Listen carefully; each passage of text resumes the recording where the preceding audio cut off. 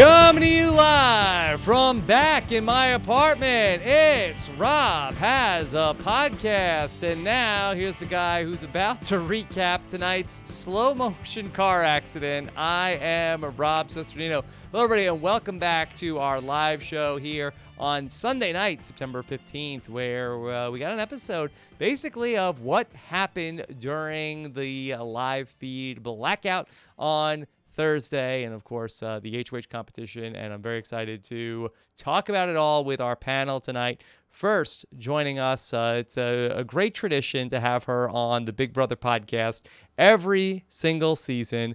You know her from the MTV reality RHAP ups. She's the millennial judge. Please welcome the great Lasher. Allie, how are you? You may also know me from being the girl you don't know in the back of Know It Alls to take a full moment standing wave when you said my name. I'm great. I love normally coming on at the end of a Big Brother season when there's nothing interesting to talk about, maybe hit a recap of the recap. So I was sweating watching last Thursday's episode and then finding out that tonight's episode was just going to be a full-fledged drama fest. I could not have been more excited. I am so ready to talk about this. Good. Yeah, we have a bottle episode basically to talk about everything that went out on Thursday, and of course the man who was blacked out on Thursday, but only from the live feeds. Please welcome the great Taran Armstrong. Taran, how are you? I'm disgusted, No. Rob. Why? I'm disgusted that you can sit there and stand by bringing on Allie to this podcast after the lies that she has told about me. Stand up for yourself, Rob. Own it, Allie. Is this about the sexual tension I said you had with Caitlin? Yes. Sorry to bring the podcast to a screeching halt. Don't bring me into this. All right. We're going to have a lot of fun tonight here with Lasher. Man, I really got it there. Walked right into it. Hashtag RHAP. We'll take your questions later on in the show. Allie, will you share any more stories from your experience at the live show on Thursday night later on in the podcast? Oh, sure. I mean, that was really the main headline. I wasn't going to bring it up now on the podcast, but sure, it's a no holds bar. The gloves are off, as Holly said. So yeah, the gloves. We'll do this. Gloves are off now. All right, so we'll talk about all that plus spoilers from the weekend. The Final Four veto played out. We'll talk about the ramifications of that later on in the show here, as we are sneaking up now. What, Taran, 10 days to the finale? Something like that, yeah. Okay, all right. It's all happening, but we got to see so much of what went down on Thursday. Taran, I feel like we spent even more time than I think I anticipated about what went on Thursday.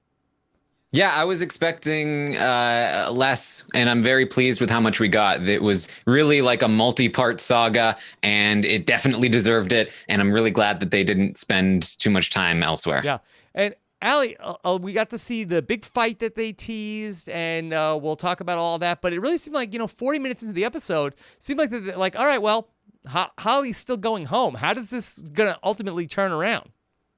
Yeah, it was actually crazy. I mean, the emotional labor we all put into watching this episode, like I was truly exhausted by the end of it, and it was only an hour.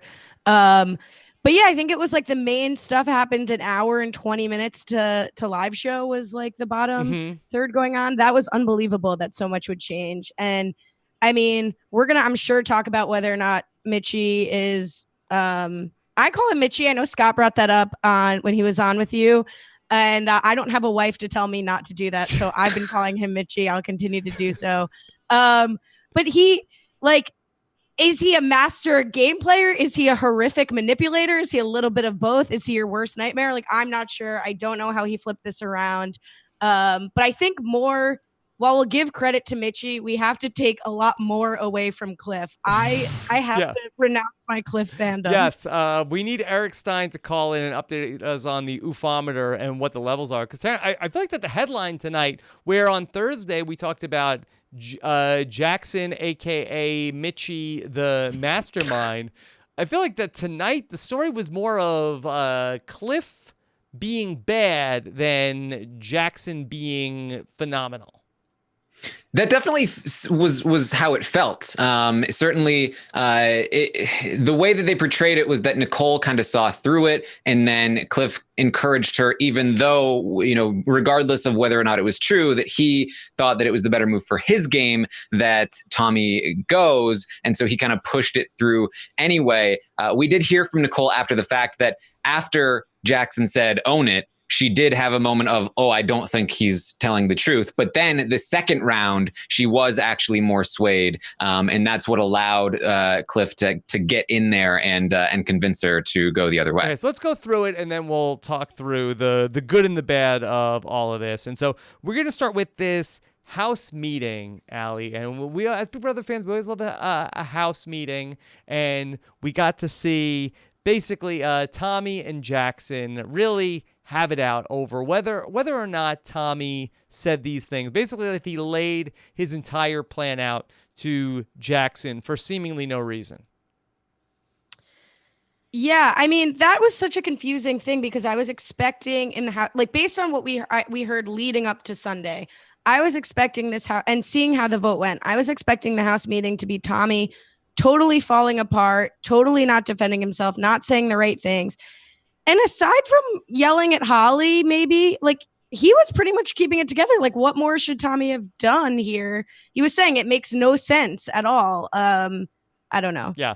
I'm still shook. I'm still shook. Here's a little bit of a clip from Tommy defending himself at the house meeting. Tommy. This is killing me. Tommy. This is a lie, and you need to stand up for yourself now. She didn't know anything about it. Don't bring her into this. I didn't say any of that. I didn't say any of that. But he matched Jackson's earlier energy because Jackson came in hot and yelling and emotional, and Tommy, for 90% of it, was just, keeping his cool, chuckling a little bit. I thought remaining calm, saying his points well.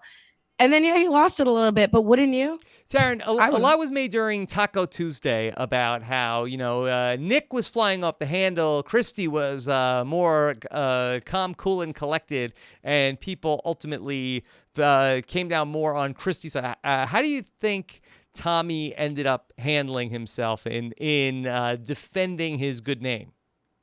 Well, I do think that Taco Tuesday aside, because I do think that they were both kind of upset, and I actually feel like they kind of went on Nick's side initially, at least. It just ended up working out for Christy because she got what she needed to get done.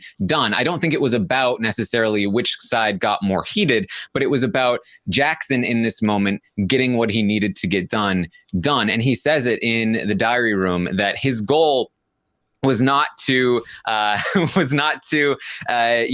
necessarily fully convince them of that his side was right. It was to just keep piling on to enough so that there was too much to sift through and it clouded their judgment, and there was enough uncertainty that that he would be able to slip in there, that Cliff would be able to slip in there, and that the decision could be made in their favor. Yeah.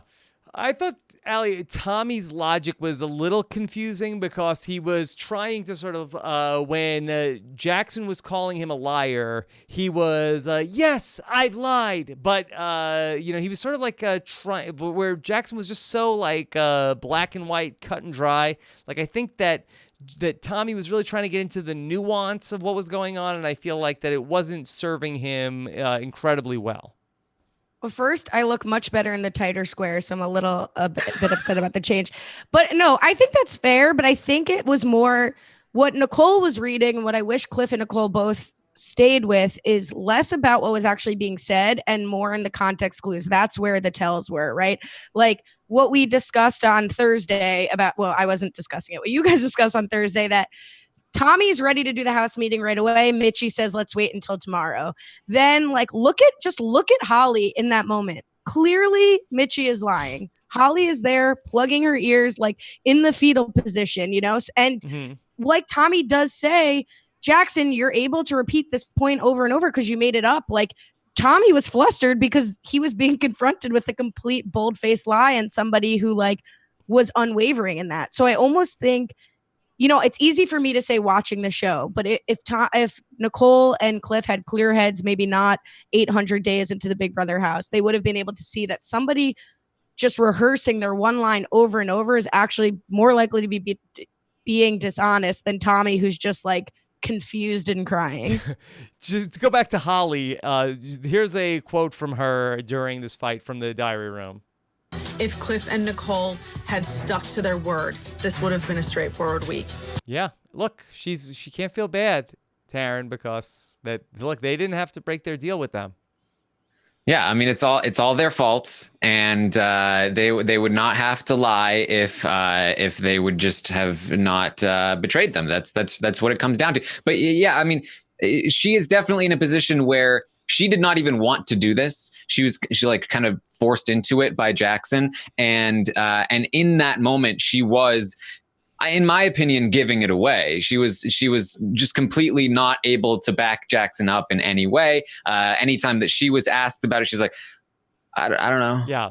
I don't know what it is. And so, I think that she doesn't have the stomach for it. And I think it showed. Yeah. She even goes into them and says, I can't speak to who's telling the truth. I can only tell my truth. Like, okay, he's lying. Done. Mm-hmm. Now, Taran, one of the things I'm also confused about is, does Jackson feel like, okay, that my road to winning the game resides in Holly, whether he's dragging her to the end or that he feels like, okay, well, she could maybe win a competition down the end and that will serve me? Or is this an emotional that he is almost like I would say like playing with Rob and Amber, where I don't necessarily feel like that Rob felt like that, Amber is the ideal person necessarily to go to the end with, or maybe it was both things, but there was like a emotional attraction there where that went beyond just strategy of that this is a person that I'm really, head over heels for, and I would do anything for. And is that going on with Jackson, or is this strictly about the game? It is strictly game, in my opinion. I think that if this benefited Jackson would have let Holly go. I think that we see that in the later parts of the episode where he encourages her to throw the HOH so that she is available to be evicted instead of him. Like, this guy is straight up using her because he thinks that she is best for his game. And he had been campaigning and continued to campaign for himself to stay over Holly at the Final Four, and had been prepping that for a while. So, Allie, I want to go back to the Own It tell, which I thought that this was a cool moment from the episode where we went back to the infamous night where Brett framed Rockstar, where they got real cute. Where Brett accused Rockstar of being the hinky vote, and they went back and forth all night long. And I don't even remember this as being a big thing, but somehow this is like burned into Nicole's brain that he said own it. What did you know about this? Like, of course not. But I did like that Big Brother even didn't think we would know about it and showed the full clip. Yeah, I mean, I think Nicole went really far with that, but she happened to be right. So like whatever helps Nicole be right. On my daughter's birthday. So now I'm thrown. But no, that would have to involve Jackson also being such a deep cut fan to be like winking to the audience, winking back to Brett. He was just, I think, similarly a D-bag lying. So I think that was probably fun for the fans to see Nicole like referencing that though in the confessional. Taran, I just don't get why you're pretending not to know about this, Allie. Own it. Own it. Just own it. Taran, I know you're a huge Brett stan. Just own it. Be careful. The last time you came for me in a joke, Taran. You've got nothing left. You've already spilled it all. That's what you think. So, Taran, was this a thing? Was this like a meme that I didn't know about? The Brett own it? It was something that he repeated over and over. That was, if Rockstar was saying, it's disgusting, my daughter's birthday, then Brett was own it. So, if you're going to remember any of it, I think it is the own it stuff from Brett, especially if you are like a big fan of the game. Okay. So Brett has incepted the Big Brother 21 house, not just through Kat, but also through his use of own it. I feel like that this is a Big Brother thing now. Anytime somebody's saying own it, is a lie. Yeah, and I think you also have to remember that I'm sure the season they watched, if anybody watched any seasons preseason, it was Big Brother 20. Okay. All right. I'm just trying to own the shade Taran just threw at me, being like, if you're even a fan, that's the one thing you remember. Okay. So let's talk about Cliff and Nicole in the aftermath of this, because Nicole is saying, look, I see through it. She ends up explaining the whole thing to Cliff. But Taran, I really feel like that what is driving all of this is Cliff never wanted to keep Tommy. Cliff always wanted to keep Holly so that he would feel like that he went to, and I even said about this, so that I thought this was, for Nicole, it was a 50-50 thing, but for Cliff, that the right move was always going to be to go with Jackson and Holly, because there was no chance that Tommy was ever taking Cliff to the final two, where even for Nicole, if they could get out Jackson, if Tommy wins the final three, which would be worst case scenario for Cliff, that he would take Nicole to the end. And I think that Cliff's blind desire for I have to, go with Jackson and Holly no matter what is driving just about everything in this episode. Yes. And this is something that, I think that we watched this episode and I tweeted this out. I think that because of the way it's structured and because of the, theoretical ultimate results, I think that, we're really going to watch this episode and look at it as, this was the big mistake for Cliff. He shouldn't have taken Tommy out of the game. That's the mistake. But I really disagree with that. I think that, when we were looking at this decision at the time, we were looking at it and saying, okay, you know what? It's such a crapshoot either way. It's a coin flip. It's, there are pluses and minuses both ways. And really for Cliff, it does seem like a little bit in the direction of evicting Tommy is better for his game, because as long as Nicole is available for eviction at Final Four, he stays at Final Four no matter what happens. Gets down to Final Three, he's got a 50-50 chance at taking out Jackson or Holly at Final Four, going to Final Three, and having Nicole and himself both there. And even if he loses that coin flip, he still makes it to Final Three. And with how the competitions have been shaken up this season, who knows? Maybe he does have a chance to win that competition and he wins the game. So I do think that this was ultimately the slightly better call here for Cliff, but that does not mean that I am making excuses for Cliff or that I'm trying to defend him in any way, because he made a plethora of other mistakes that we can talk about. But I do not think that this one, as we talked about prior to the decision actually being made, just because the results may not pan out the way that they could have, doesn't mean the actual decision was the wrong one. So, Allie, they're on the same page. They're still going to evict Holly, and they have a conversation with Holly and with Mickey, and Cliff throws out a new part of the deal to Holly. Unwavering in that, and if there's any way I can say it, I will do whatever you want. Would you throw the HOH tonight? Yes. Okay. Let us talk. All right. I'll do whatever to stay in this game. I just want to be here.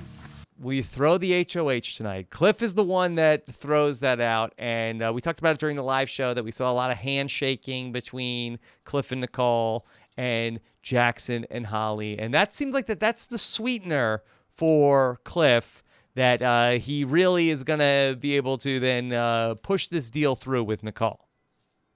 Yeah, I think this is one of the mistakes that I was talking about. I think that Cliff could have convinced Nicole not only to just do what he wanted here, but he could have convinced Nicole to throw the HOH herself, and then he could have been HOH and been safe until the final three. But instead, I think that he felt really guilty, and I think that he was like, it's really hard for me to push through what I want instead of what Nicole wants, and so I'm going to sweeten the deal for her to make her feel as comfortable as possible, so that I don't feel as bad when she loses. And so he offered up this idea of Holly throwing the HOH, which essentially meant that Nicole is going to end up winning it, as well as a bunch of other deals that would help Nicole feel more comfortable. I think this is one of the bigger mistakes that Cliff is going to be making during this whole situation. And then for the next, couple of days, Cliff is super down about this because he feels so guilty that he got his way and he did his best to try and recover from that. But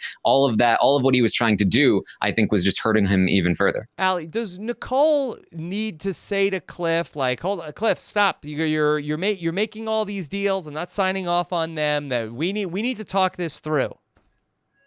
Yeah, I was a little bit disappointed that I mean, I think Nicole and Cliff have such like a legitimate relationship that it's almost like harming both of them where they're not getting like tough with each other. Like Taran is saying like Cliff is, I don't know if if it's always been like this or if it was like hearing the letter from the family and like well, whatever. I don't know what it is, but like Cliff's father's side is coming out and he's like making these deals that are going to benefit Nicole in a way that like we've wanted Cliff to not play an emotional game.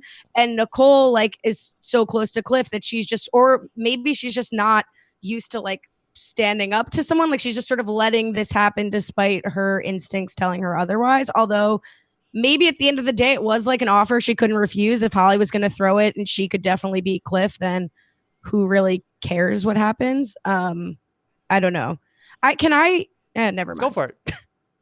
No, I was going to walk it back to something Taran said. Just like, was it a foregone conclusion that if Nicole didn't win veto or HOH in the final four, both Mitchie or Holly would have evicted her? I would not say it's a foregone conclusion, no, but I think most likely that would have been the case. That was what they had talked about, and it's what they have talked about. So multiple instances of them talking about that as something that would happen and something that would have happened. Now, Taran, they didn't know what the Final Four HOH competition was going to be. Do you feel like that Cliff was going to throw the HOH competition to Nicole no matter what here? Like, would Cliff have tried to go for it had it been a different competition?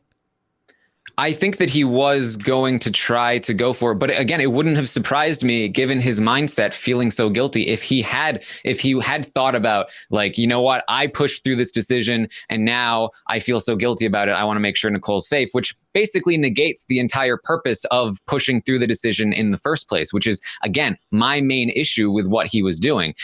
So I don't think that he necessarily would have thrown this HOH to Nicole, but it wouldn't surprise me if it's something that came across his mind. And do we need to give Jackson credit here in terms of what you're saying about where Jackson ends up being the person who has to go home if Holly ends up being the HOH and Cliff or Nicole ends up winning the veto? Or is that something that just occurred to him after Cliff first throws out the idea of Holly throwing the HOH, that would make her potentially available to go home at the Final Four, and that was just a happy accident for Jackson?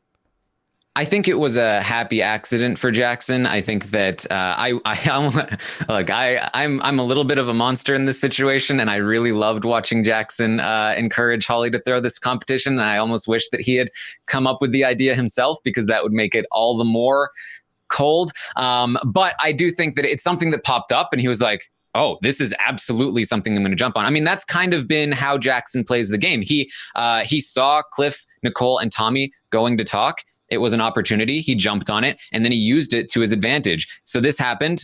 Holly promised to throw the HOH, and he was like, that's perfect for me. I'm just going to make sure she follows through. And I am fully of the opinion that if Jackson is not on the sidelines encouraging Holly to throw that competition, there's no way she throws that competition. Mm-hmm. We saw the martyrdom of Jackson, a.k.a. Mitchie, very much tonight about how, that he was just trying to do what's best for Cliff and Nicole, and they had to screw it all up, but then they went back on their deal, and he was a great friend to them. He never did anything to screw them over. Yeah, this was like devastating to watch. Not in the way that Mitchie would want it to be. What's crazy is like all season we've seen him so concerned with how he looks on television and what his mom will see and what Holly's parents will see and all of those layers of manipulation. And now we're seeing that again. It's like he did it all for Holly. He couldn't lose Holly, and Cliff and Nicole forced his hand and he didn't want to do it. He seemed natural as heck doing that. I don't believe that for a second. And he just lied to, it's like he just lied to them, boldface. And I don't want to make it like, I'm aghast that people would lie in the Big Brother house. Like, this is the move we always want to see, like somebody create a lie out of nowhere and go with it and it work. But then you're watching it and it's always like horrifying to watch.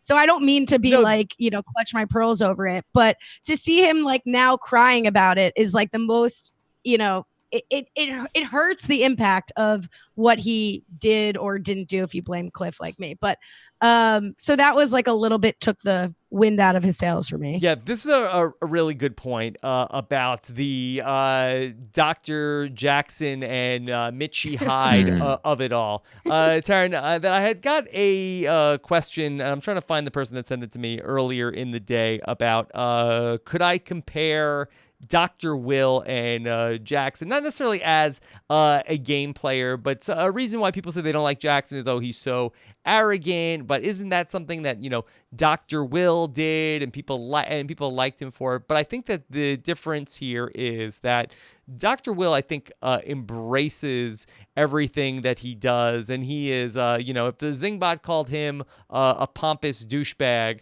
I think that he would sort of like, but I'm your pompous douchebag, America.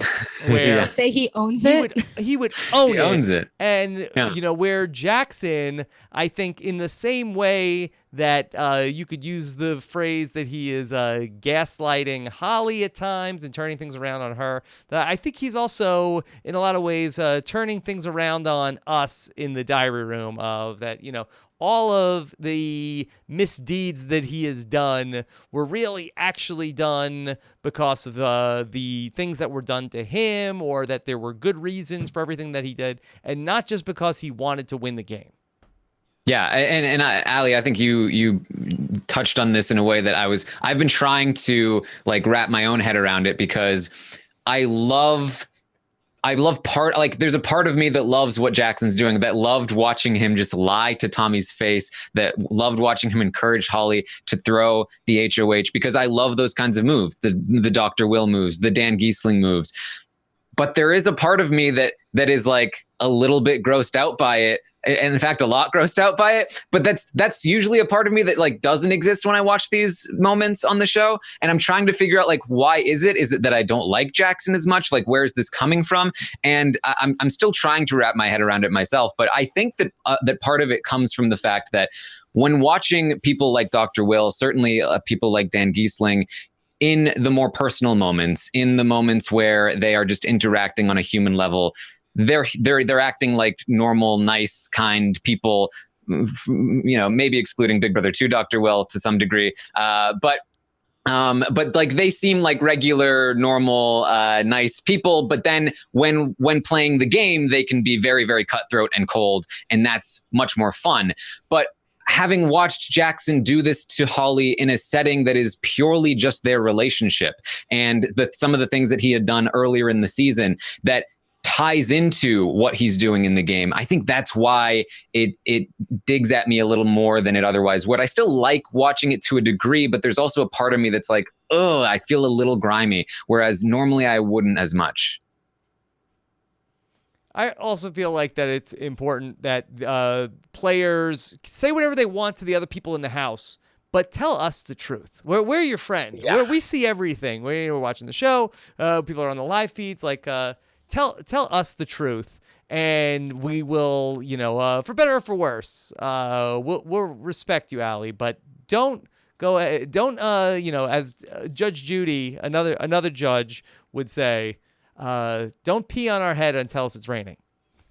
And no one's ever said they'd respect me before, even no. No, that's what happened in the final, DR we get from him, where he's just like, oh, now because Cliff and Nicole betrayed me, now I want to sit at the final 2 with Holly.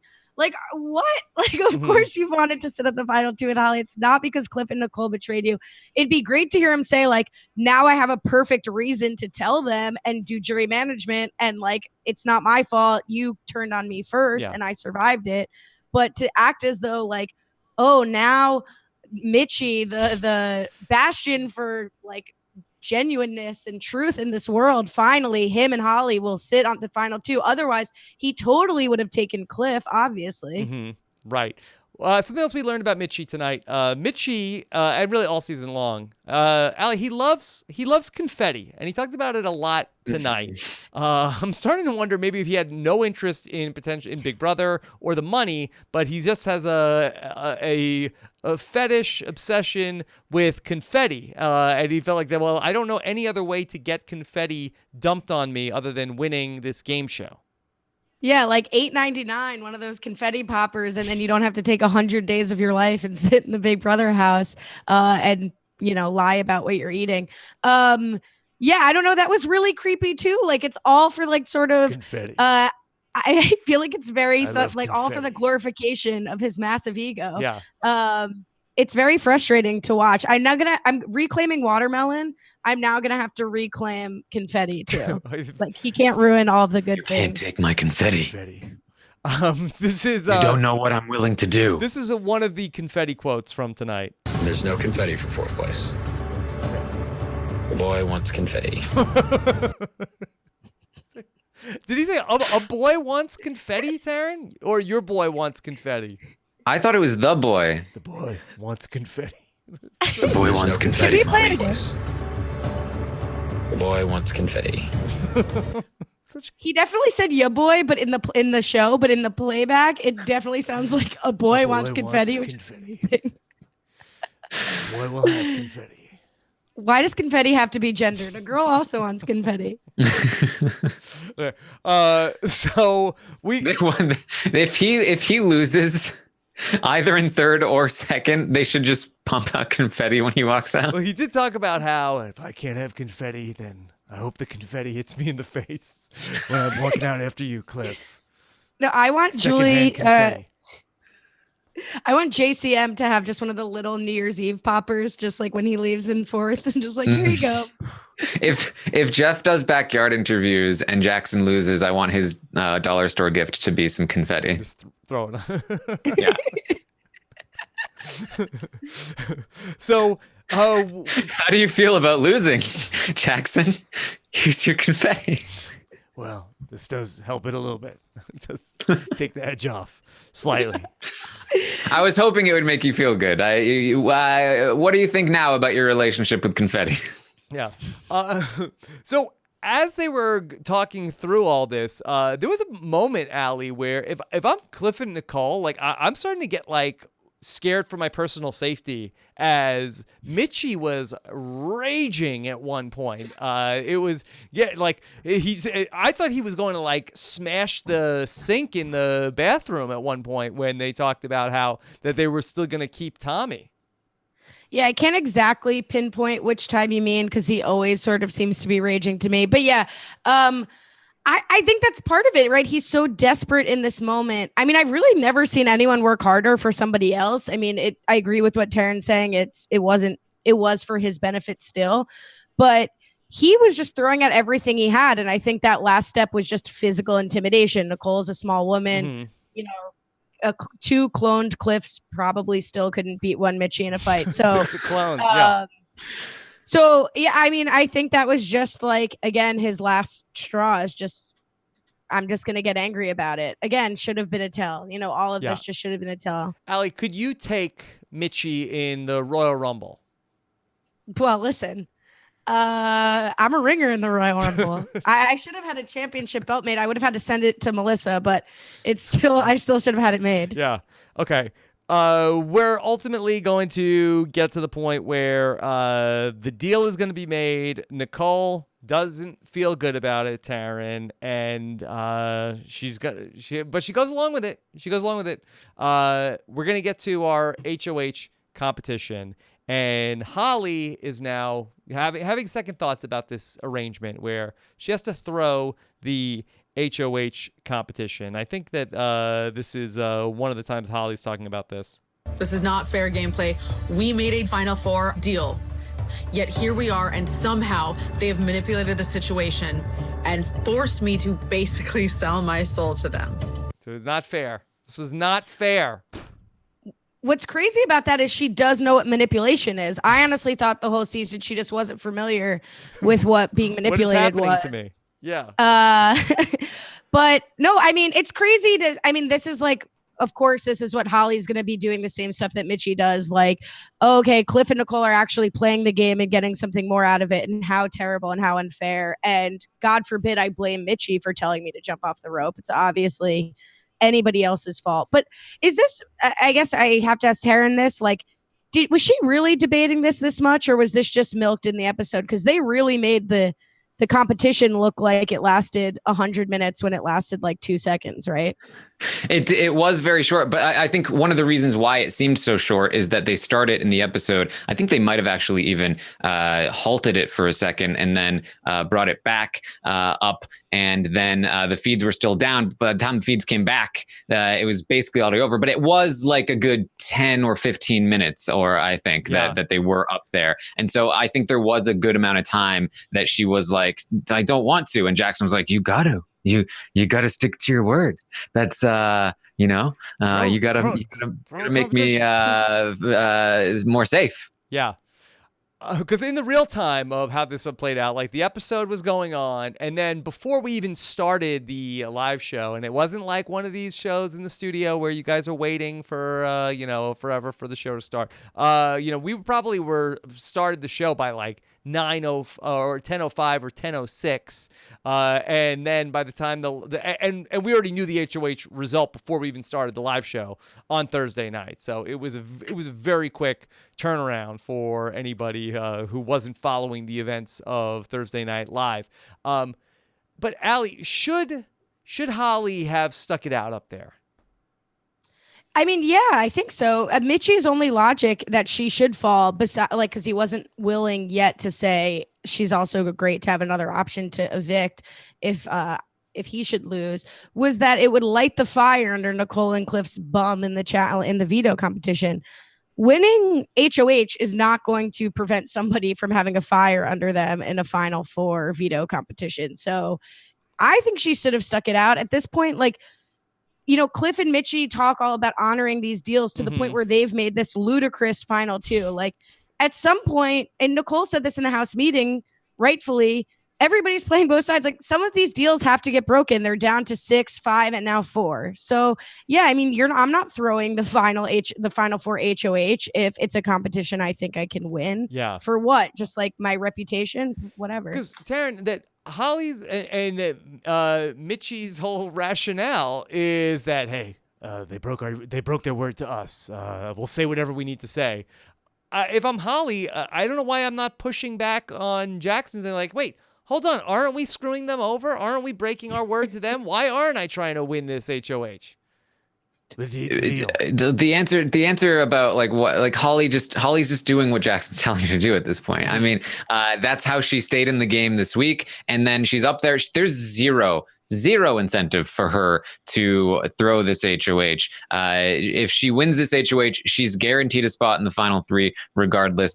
It's coming down to competitions no matter what. And all she's doing is leaving herself available for her partner, who is better at the game than her, to convince the other people to not take him out and take her out instead, which is exactly what was happening. There's no point whatsoever for her to throw this HOH, especially because she then goes on to lie to them some more and then break further deals. Like, she upheld one part of the deal and then made more and broke them and broke other things. So why not just break the most important one?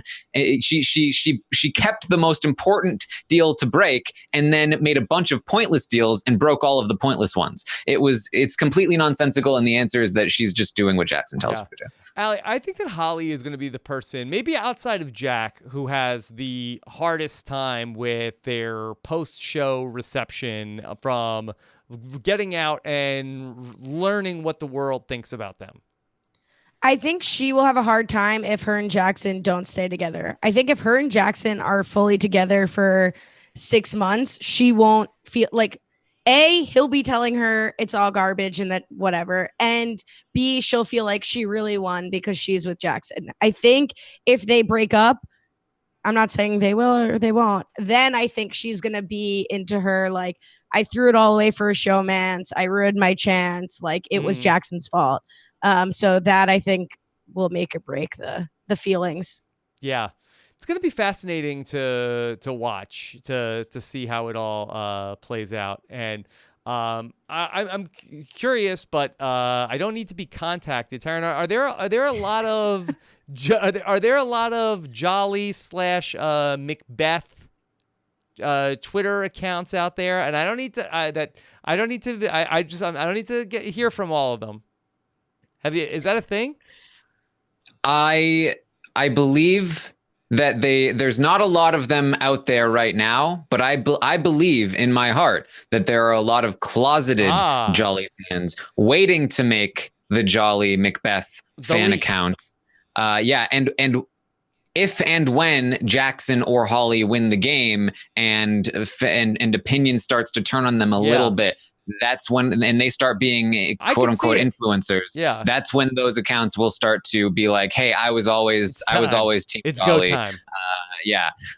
So I expect it, especially if the outcome is that one of these two wins the game. And to all of them that are out there, that we just want to reiterate that we thought that they made exciting television every step of the way, and not boring. Never once have we said that they have been made a very exciting second half of the season. And so you can at me. They were terrible. That's fine. No. This is how it happens. No. Pineapple Girl at 27. Rob's sister Nino. Okay. All right. So eventually Cliff falls, and then Holly is what do I do? What do I fall? Yeah, do it. Jump down. Okay. So she falls. Nicole wins the HOH. A nice moment for Nicole, though. Allie, right? Sure. Yeah. Yeah, I mean, at this point, she's all we have to root for, because I have famously renounced my Cliff standum. I have to reverse Cliff. You're reversing it. Do the reversing it. So yeah, I mean, Nicole's like all we have, right? So she wins. People are like, oh, they threw it to her. Not they. Holly threw it to her, but who cares? And she made the gameplay to have it thrown to her. So good for Nicole. Okay. So we end up with Nicole as the HOH, and so Cliff gonna go back to making more deals. Taran, Cliff and his deals. I hope I play in a fantasy football league with Cliff next season. I got some OJ Howards I want to send to him, and a whole bunch of deals I'd love to talk to with Cliff. Yeah, and this is where Cliff starts to really spiral, in my opinion. I think that the weight of the decision and what he did during the whole fight, I think knowing probably that Jackson was lying, but sticking with Jackson anyway, watching Tommy go out the way that he did in tears, I think that really destroyed Cliff on the inside. He really did respect Tommy and wanted him to do well in the game. Plus, all of this he was doing, against what Nicole wanted. He might be screwing Nicole over. I think that all of that was really tearing him up, and I think that he really got spun around, because he went okay, I did this, so now I really need to like full throttle go for it. I need to make sure it pays off. I need to make sure that I guarantee my spot. And he goes and he makes the deal with Jackson, but then that only makes him feel more guilty. And he's like, oh no, what have I done now? I'm screwing Nicole over even more.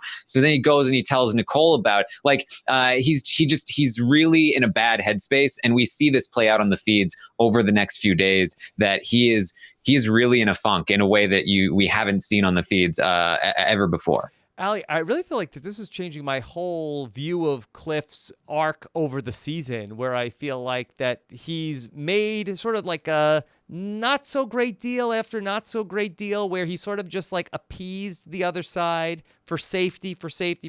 And people have looked at him as like, okay, well, he's a fair broker because that he's making these not so great deals with us. Let's keep him around.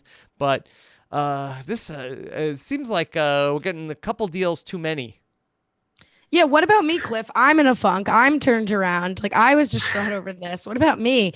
No, I think you're right. I was thinking that while watching the episode, is like Cliff has always done what he needed to do to stay safe. But at this stage, he needs to do what's needed to do to win. I mean, I guess some people would differ on whether or not he even had a chance to win.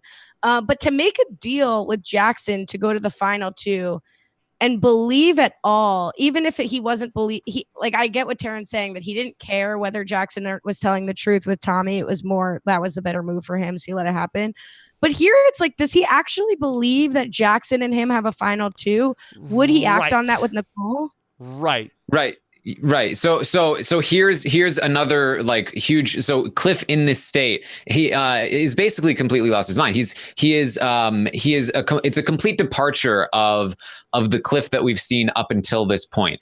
I think that day, Thursday, it broke him, and we saw it on the feeds. He talked to us. He's like, I just want to sleep all the time. He's been having some health problems over the last few days. Like they're genuinely concerned for him in the house, and they were even before some of those other things. Like he's really just lost the plot, and I think part of it is that he made this decision, and it's like an overcommitment to it. Like I said, I don't think it was necessarily the wrong move for him, and I think he recognized that. But because he made the decision that benefited him, and it was against what Nicole wanted, it really burned Tommy. It really burned him, and he wanted it to be the right decision, like no matter what. And so I think that he was just willing to believe anything at that point. And Jackson was playing him like a fiddle. He was saying, I'm a Southern gentleman or whatever. We're going to shake hands. I'm going to take you to the end. And I do believe that Jackson would have, if Holly ended up leaving at the final four, if that's something that's going to happen, I think that Jackson would take Cliff to the end. But Cliff at this point is believing that Jackson is willing to even cut Holly. That's what Jackson's been setting up all throughout the final five, is that, look, I can't say it in front of the cameras because I don't want to look like a terrible person in front of America, but I'm going to do what I'm going to do at the final four. Like, we're going to make it happen. So Cliff is believing that Jackson is willing to do that. And that again ties into why Cliff doesn't care if Holly throws the HOH, because from Cliff's perspective, if Jackson wins the veto, then Holly is theoretically the person that's going to leave. And we saw a little bit of that in the episode tonight as well. And that's again a massive, massive error on Cliff's part, and is one of the reasons why he is now vulnerable for eviction at the final four. Yeah. Well, now I'm a real jerk for saying, what about me, when the man's having health problems? But yeah, can you expand on that, Taran? I know you're not a doctor. Well, it's so it's a little bit to do with the veto competition, but there were well, let's talk about it in the spoilers. Okay, all right. We'll get to that. Allie, it does seem as though Cliff has come to know a different Jackson / Mitchie than we have come to know over these 80 some odd days in the Big Brother house, where he tells Nicole, Jackson's not the kind of guy that's going to break a word like this. I really feel good about this deal with him. Now I feel bad for Cliff, but it's amazing because, like Taran's saying, he says like, oh, I don't want to say it in front of the cameras. I'll do it in front of national television, but I won't speak it in front of the cameras. And like to honor his word to Cliff, he'd have to betray an 89-day alliance with Holly. So I like honestly watching it without knowing that Cliff was, suffering in that way. The only rationale was that he was just having a breakdown, because it just absolutely made no sense. Yeah. Sometimes you can see two sides. Okay, Taran laid out the two sides to the Tommy and Holly situation, but here there's no sides. Like, this is just insanity. Yeah. I do want to be clear that like the stricter like physical health problems came a little bit later, but I do think it's ultimately tied in with just the overall breakdown emotionally, mentally, that had to do with with the stress of the day on Thursday that led to him making poor decisions, which led to an even deeper spiral. Everything's connected. Yeah, exactly. Okay. Allie, I do want to talk about my favorite part of this episode. And it comes in a quieter moment, when Jackson and Holly are sort of consoling each other about this crazy turn of events, which has happened. And Jackson finally breaks down in tears. Now, Taran, Jackson, this is the first time he's cried in Big Brother. Is that right? I feel like I have memory of him crying about other situations in the house. This is the first time? Man, I'm trying to think. He might have cried when he was cry when like the diary room talked to him about saying like toning it down. He was definitely really upset. Okay. All right. So he's gonna cry about Tommy. He didn't want to have to do that. He was such a good guy. Yeah. And now I didn't want to have to do it. Play the clip, Rob. I hope you're about to play the clip. Holly's like trying to console him, like, all right, boyfriend, come here. But no, that is not the woman that can console him in this moment. Where's Mama? Actually, let me play the whole clip. I've played Please don't. just the short version. Oh man, I could use a hug from Mom right now. Where's Mama when I need her? Where's Mama? You already have it cut from the long form to the short Yeah, form. I usually have like the long form of something and then just like the part I want to play over and over again. But only Mama. God. Where's Mama? I was so afraid that Holly was going to be like, I'm here. I'm sorry. I can't. I'm sorry, Jackson. I'm out. That was it. So weird.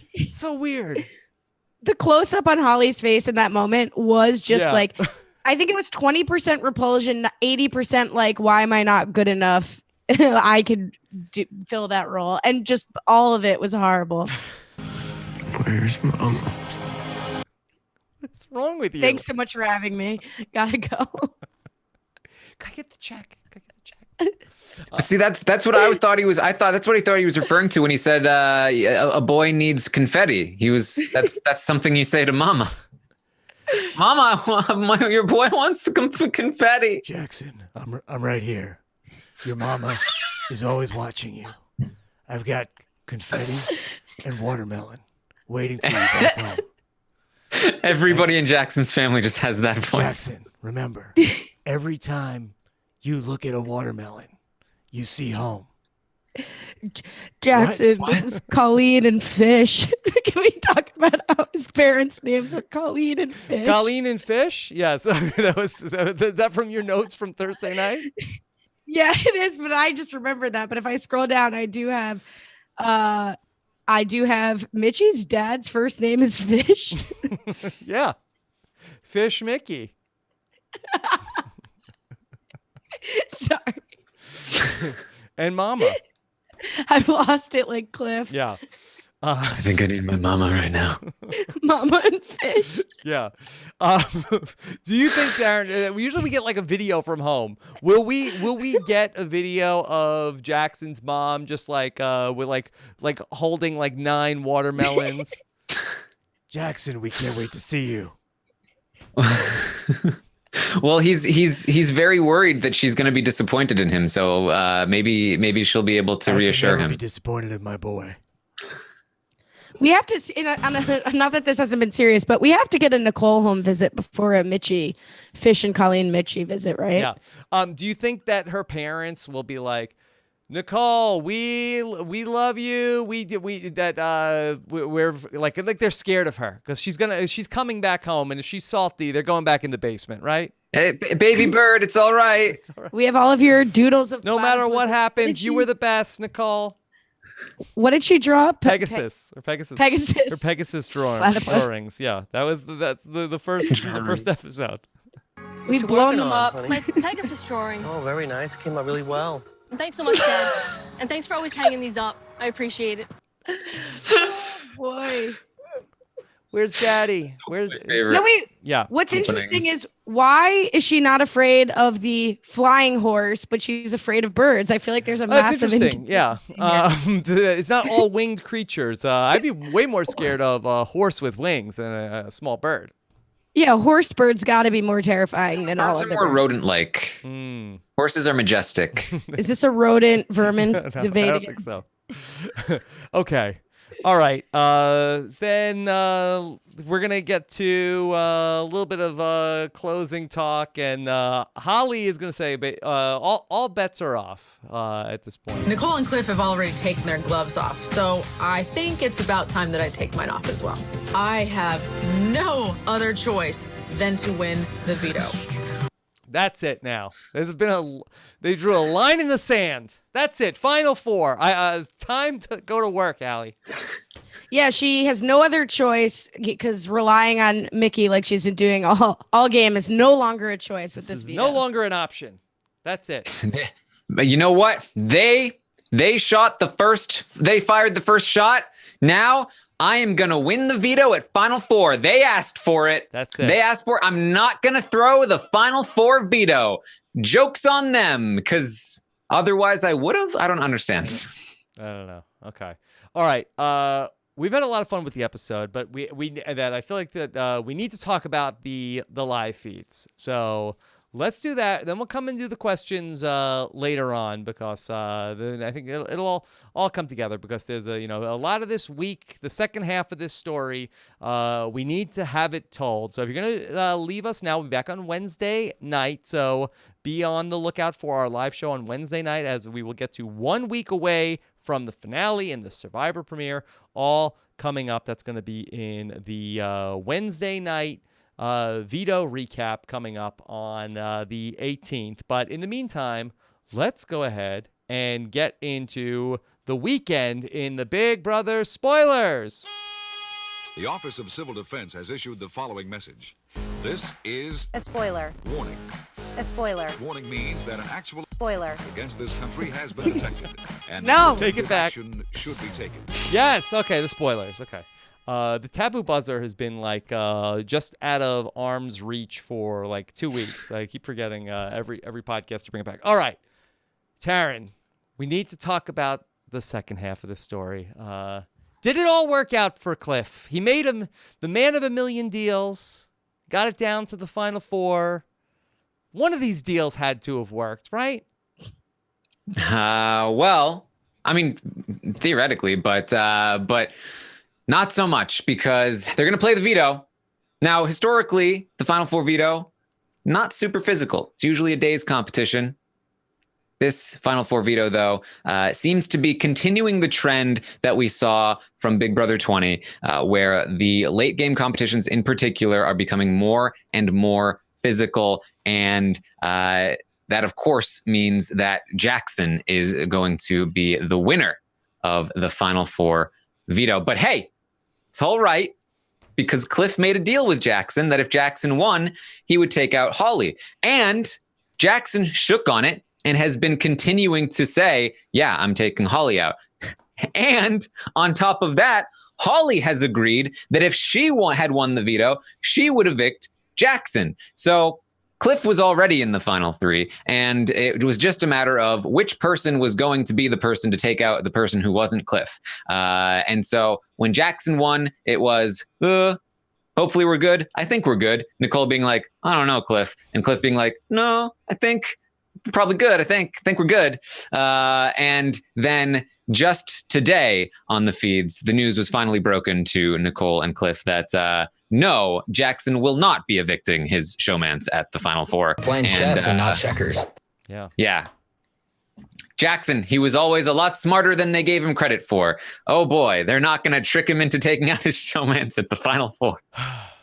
Well, I don't know what to say, Allie.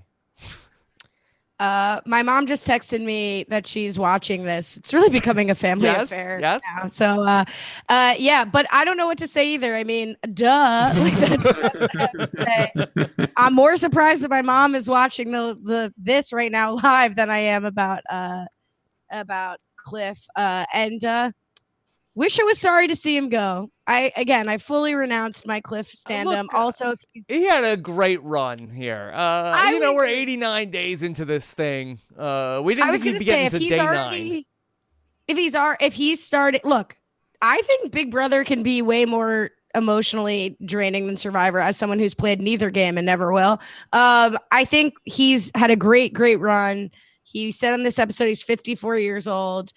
He had been evicted from the game, won his way back in, did amazing, wasn't just dragged necessarily as a goat or anything, had a legitimate chance if he'd gotten to the final to actually get votes. I think he should be very proud of himself. No problem that he's deteriorating 89 days in. Yeah. And if he's really not doing well physically or mentally, that's fine. Yeah. He made the jury, and that's great. Tara, what was the injury that he had? So, like I said, it was a very physical veto, and Cliff ended up having to take, I think, something around 38 minutes. They were firing balls or cannons or whatever with like a slingshot or a catapult or something to hit little cardboard cutouts or whatever to answer certain questions. And they had to run back and forth to retrieve their balls every time. And so Before Cliff was... Yeah. So Cliff was running back and forth for 38 minutes straight. And it was a very, very hot day in LA. Apparently, you would know better than I, Rob. I was in New York. Right. That's true. Sorry. Yeah. But it was a very hot day yesterday.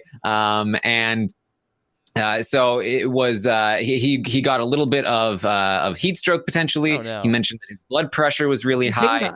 His knees were like scraped down like pretty deep apparently because you had to kneel to do the cannon or whatever. And you gotta die on your feet, Cliff. Yeah, Jackson will tell you. So we don't know a ton of the details because the feeds cut whenever they brought it up. But Jackson did mention that, well, one of the reasons why I don't want to tell Cliff yet is for his health. I don't want to kill him, essentially. What a guy. So, well, so that was, and God forbid something happened to Cliff, then Jackson, well, if he would have just kept his word. I mean, it shouldn't have come to this. I mean, it's his fault. If Cliff got medevaced, then Jackson would have been like, I was gonna take him to the final two, but now I have to take Holly. He robbed me of having the chance to tell him I was taking him to the final two. I'll have to somehow survive. Yeah, and like I said, he has been talking to the cameras about like how just exhausted he has been over the last few days. He just wants to sleep all the time. Like I am concerned for him. They are concerned for him. I hope that he is now going to be leaving the house. I hope that he is able to get the rest that he needs in the jury house without all those youngins bothering him. Yeah. Okay. Allie, one of the things we didn't talk about also was that then after Cliff made sort of the self-interested move with Jackson, then he went back and told Nicole also. And I think that Cliff is also sort of conflicted about, hey, I am a gamer. I need to do what's best for my game, but I also have to take care of Nicole. And I think he's having a very hard time wrestling with this also. More so, I think, than Jackson with Holly in terms of more so. Jackson is way more like, I got to win the game. It's complete opposite. Yeah. I think he's very torn between, hey, I got to take care of my real family. I got to win the game, but I also don't want to wrong Nicole. Yeah, and as Stephen Fishback explained to me when I was in college and was like, you guys should all slit each other's throats. He was like, this is real. I do think this is a real relationship between it was real to him. Cliff and Nicole. They were very they were both outsiders of this huge main alliance. Nicole was really Cliff's first real alliance. And I think he sees her as a daughter figure. And I generally think he wants her to do well in the game. And it's just like we were saying before, you want someone to play like Mickey in theory and not play emotionally and not get caught up with the relationships. And then they do that and it's horrifying. And then you see Cliff and you're like, come on, Cliff. Maybe part of it is because the deal was so absurd. So you're like, are you really selling Nicole out for this terrible deal that's not really a deal? And then he tells her oh, I have a final 3, and she immediately sees through it. Okay, that's clearly a final 2. And that I'm just rambling now. I feel bad that Cliff is going out this way, but I do Jim Halpert look for the camera, yeah. Yeah. And what he ultimately does is he goes back to Jackson and says, look, I know we made a final 2, but unfortunately, I was not in the right headspace. I'm actually not taking you to the final 2. I'm actually taking Nicole to the final 2. And so then he goes to Nicole and he says, look, so sorry, I made a final 2 with Jackson, but I just told him that I am actually taking you to the final 2. So don't worry about that. It's very sloppy. Like I said, he's kind of spiraling at this point. And I do think a lot of it is due to guilt and exhaustion, and it's needs it's bad. 24-hour solitary confinement, I think, at this point. That's what the doctor ordered. Cliff is going out. This is like a harsh way for him to go out here, but I think he will be remembered. Like, we will look back on this season and remember Cliff fondly. Yes, I think so. I But think so. it's a rough moment for Cliff on his way out the door. Yeah. I mean, I think there's a lot to criticize of Cliff. I do think that he has done a great job up until this point for much of the game. I think that he was playing on the hardest setting that you can play Big Brother on, being way older than the rest of the house guests, being incapable of winning most competitions, and yet being seen as a competition beast throughout most of the season. Those are like the three most difficult things combined that you can have to work with. And he did a really great job getting himself to where he is now.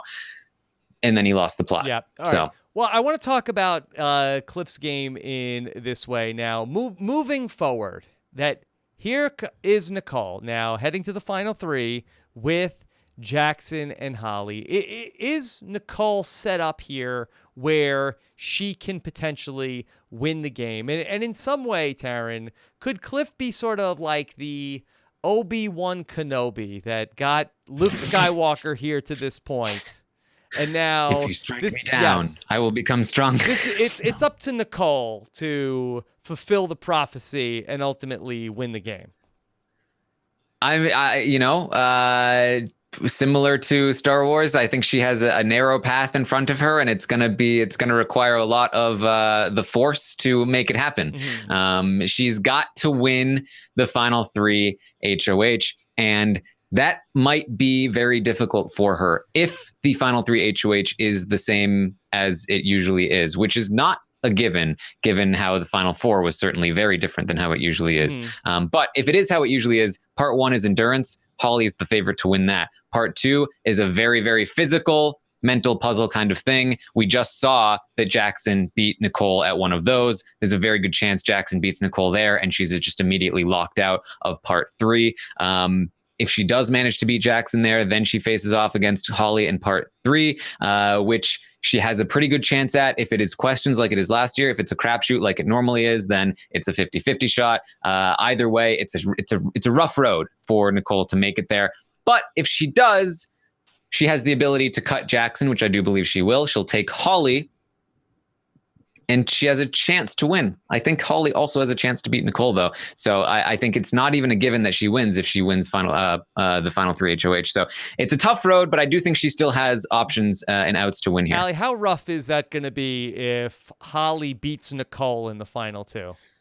Well, wait, I'm shocked to hear you say that. So if Nicole wins the final HOH and brings Holly, that Holly could still beat her. Can we talk through those votes? Because I feel like 9 votes, especially right? if that's the path. Okay, figure she's got Jackson, she's got Kat. Who else do you see as the votes that are very much in play for Holly?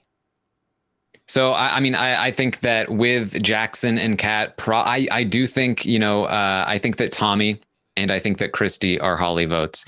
Christy could be a Nicole vote, but I do think that Tommy might be coming in as a Holly vote. And we can talk more about him in just a second, but I think that Jack and Sis are both Holly votes over Nicole, or at least could be. Again, it's complete guesswork because I think that both Holly and Nicole were not particularly respected for a good portion of the game. However, Holly did have a good month and a half of being really respected in the house, whereas Nicole only really got to a place where she was respected at all, maybe in the last couple of weeks at best. And I think that with Jackson gone, Holly gets to kind of claim, yeah, all of Jackson's moves were mine, but I was nicer about it. And so it's really hard to judge. I think that Nicole has one vote locked in, and that's Cliff. I think that she has one probable vote, or at least maybe vote, which is Nick. And beyond that, I don't see anybody else that are definite votes for her. Holly has definitely Jackson, definitely Kat, and Kat has had a long time in the jury to be pumping Holly up and saying that Holly is really good and has secretly, remember, from Holly, and Kat doesn't even have to lie. From Kat's perspective, Holly was playing really well while Kat was in the game. And so if Kat is saying, yeah, this is what Holly was doing while I was there, and then extrapolates from that point and says that Holly must be doing all of that now, then there's probably a lot of respect, or could be a lot of respect for Holly that we haven't been able to see because we're not privy to what's happening in the jury house. Oh boy. That's the darkest timeline. That is I mean, the darkest. how does that? I mean, when it's like, okay, I see what you're saying. If Jackson's not there, she can take credit for Jackson's move, but like, how can she take credit for what's happened over the last, this week? Like this isn't even like a move that they strategized that she could take credit for. Like this was fully Jack on a rampage, and Tommy knows that, and Cliff knows that, and other people in the house know that, who are going to be explaining that potentially. Like, I don't know that. I guess I can't really go toe to toe with Taran here on the votes. I'm just like trying to be more optimistic that Holly's not going to win this. And you're like, I don't mean to be one-sided either, because like right now I'm coming from the perspective of most people think Nicole would beat Holly. So I'm kind of advocating for why Holly can win, but I don't necessarily think that it's like more likely that way either. I'm just saying I do feel like it could go either way. I mean, in terms of Holly getting credit for what Jackson did, we saw that happen last year with Kay. Like Tyler made tons of moves without Casey's knowledge, or would tell Casey after the fact. But Casey was able to appear to be more on top of the game to the jury because she was so tightly connected with him. I think the same thing might happen with Holly, especially if Jackson's in the jury saying that was the case. And so, which is not to discredit Casey either, because she did plenty of good things as well. But that's the sort of thing that can happen in the jury house in terms of the perception that people can have. You have all the time in the world to just think and overthink, and you can go, well, Jackson is obviously the better player, but what if Holly has secretly been the mastermind behind Jackson the whole time? What if? And then Kat's like, oh, she definitely is. And here's why. And you're like, maybe. Is Kat well liked enough though? Like, I almost feel like Kat advocating for you is like potentially working against you a little bit.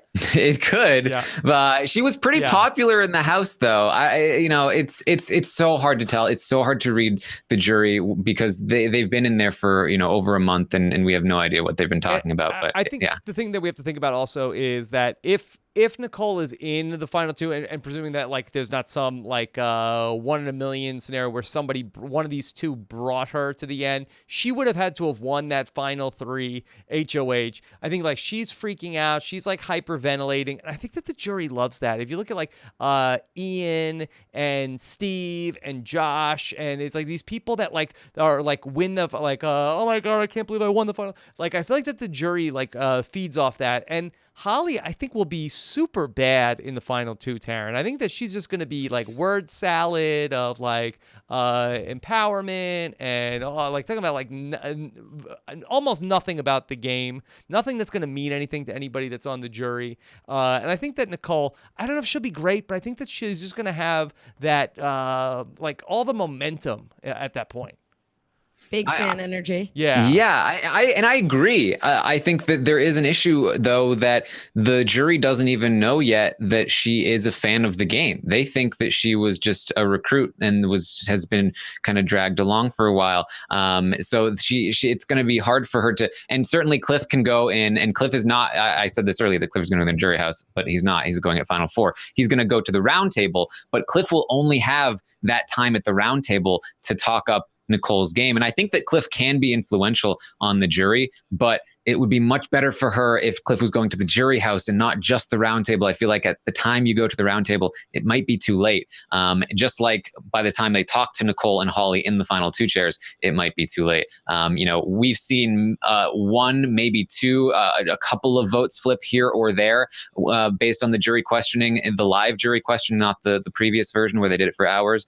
But in general, most votes don't change by then. And so we're just gonna have to see. And I know you've been talking about this a lot on the updates, that we're on a different timetable than we normally are. It's very possible that there is some sort of a change to the format, especially based on the outcome from last season, where that maybe had Tyler had a little bit more time to explain his game, maybe the season has a different winner. We're definitely on a different trajectory right now, with where we're going down to 3, a full week outside of the game, where outside of the finale, whereas last season we were on we're going from 5 to 4 at this point in time. So who knows, Allie? Who knows? Can't wait to find. We'll find out. We'll find out. All right, let's take some questions here. So just very briefly, sorry, to cap off the Tommy discussion, there was something that really stood out to me during the episode today. Tommy did an exit interview with EW where they asked him what kind of, or who he would vote for, what kind of player he would vote for. And he talked about how he roots for the underdog, but who he wants to win and who he thinks deserves to win are two different things, and he will vote for who deserves to win. Now, he had referred to Nicole as the underdog when he spoke to Julie, and then I had assumed that when he said deserves, that meant obviously he doesn't want Mickey to win, but after what he's done, he deserves to win.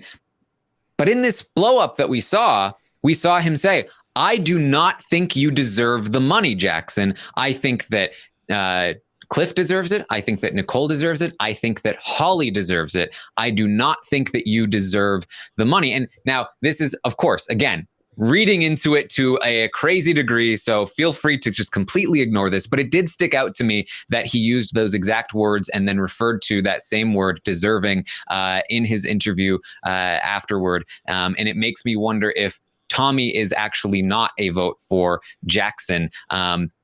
And would be theoretically a vote for Holly. I don't know where that makes him stand on the Nicole versus Holly. I think he probably would have gone Cliff over Holly. But I do think that maybe means that he is theoretically potentially a vote for Holly over Jackson. And if Tommy is that way and, he goes into the jury and Christy is feeling a certain way, I'm starting to feel like Holly has an even better chance of beating Jackson than we have been considering as well. Yeah. That we may be looking at a bitter jury against Jackson. Allie, I see that as a possibility also. I also think that greatly improves the Macbeth/Jolly relationship odds after the season if Holly goes on to beat Jackson. Yeah, for sure. No, I mean, I think a big paycheck, second place confetti and a girlfriend with the paycheck is a pretty good consolation prize for someone like Jackson. Where's but Sugar Mama? I saw, Taran, you tweet about this before we went on during the episode, and it was a very good poll. My worry is, though, or not my worry, my question about it is, he says before he gets evicted on Thursday, that was just game. None of it was personal. His back was against the wall. And that's a good thing to say. I wouldn't have said I was taking you because you don't deserve the money. But at the same time, it's hard to imagine him giving a vote to Jackson after that because it was incredibly personal. So that'll also be interesting to see for what would be an uninteresting final two. Yeah, I think he might give Jackson a vote still. That he seemed to give him a lot of credit in the interview with Julie. Yeah, so I don't know, but Taran, just one other thing on this. It'd be really fun though that if Holly did beat Jackson, that I think he would be a really bad sport about it. I think that I don't know how this just to go back. I know I talked about Rob and Amber before, but when Rob lost in Survivor All Stars to Amber, he didn't go around and give interviews hey, the jury was bitter and I was a much better player than Amber was. But I kind of feel like it would be very hard for Jackson to sort of have the cognitive dissonance that he should have won, but he's with Holly in a relationship. I don't know how he could sort of manage those two thoughts. I do remember a little bit of that at America's Final Tribal Council. Maybe a little bit, but it was never disparaging towards Amber. Taken. It was that the jury was I feel like the jury I did everything. I saved her. I should have won the game. Yeah, well, here's some evidence to that point, Rob. After Jackson won the veto, Holly went to him and said, there's no way the jury won't vote for you. You've got this locked in. You deserve it. And Jackson's like, yeah, I know. And I want you to be sitting there next to me when I win. And she was like, yes, that's what I want too. You deserve it, Jackson. And they have been talking that way all week long. Just today they were talking and he was they were wondering who Nicole would evict if she won the final 3 HOH. And he said, oh, well, she's going to evict me because she knows she has a much better chance of beating you. And Holly was like, yeah, gee, thanks, man. Mm-hmm. And he was like, what? You said it first, not me. He fully believes that he is winning no matter what if he makes it to the final 2. And he will be very salty if it does not happen against Holly, even against Holly. Okay. 2 questions. Is it possible that Holly, if they are the final 2, says Jackson should have your vote in the final 2 speeches? I don't think so. I Okay. think that is too counter to the image that she wants to portray. I think she's going to be up there and be like, hey, look, I played my own game. If you find merit in my game, then you should vote for me. And, I want to inspire little girls and so on and so forth. I don't think she will disparage Jackson. He might disparage her, which might hurt him in the jury. But I do think that she will not go as hard as she might have earlier in the season. And then also, Rob, what you were saying about Jackson's interviews, I think what's going to be worse than that is if Holly beats Jackson, she will be going around saying that Jackson was like instrumental and deserved to win. That will be so much worse. He was really such a stand-up guy, a chivalrous gentleman throughout the whole season. He really deserved it. Ultimately, I'm happy I won, but he really worked his butt off, and he really deserved it. Yeah. Yeah. Okay, let's take some questions.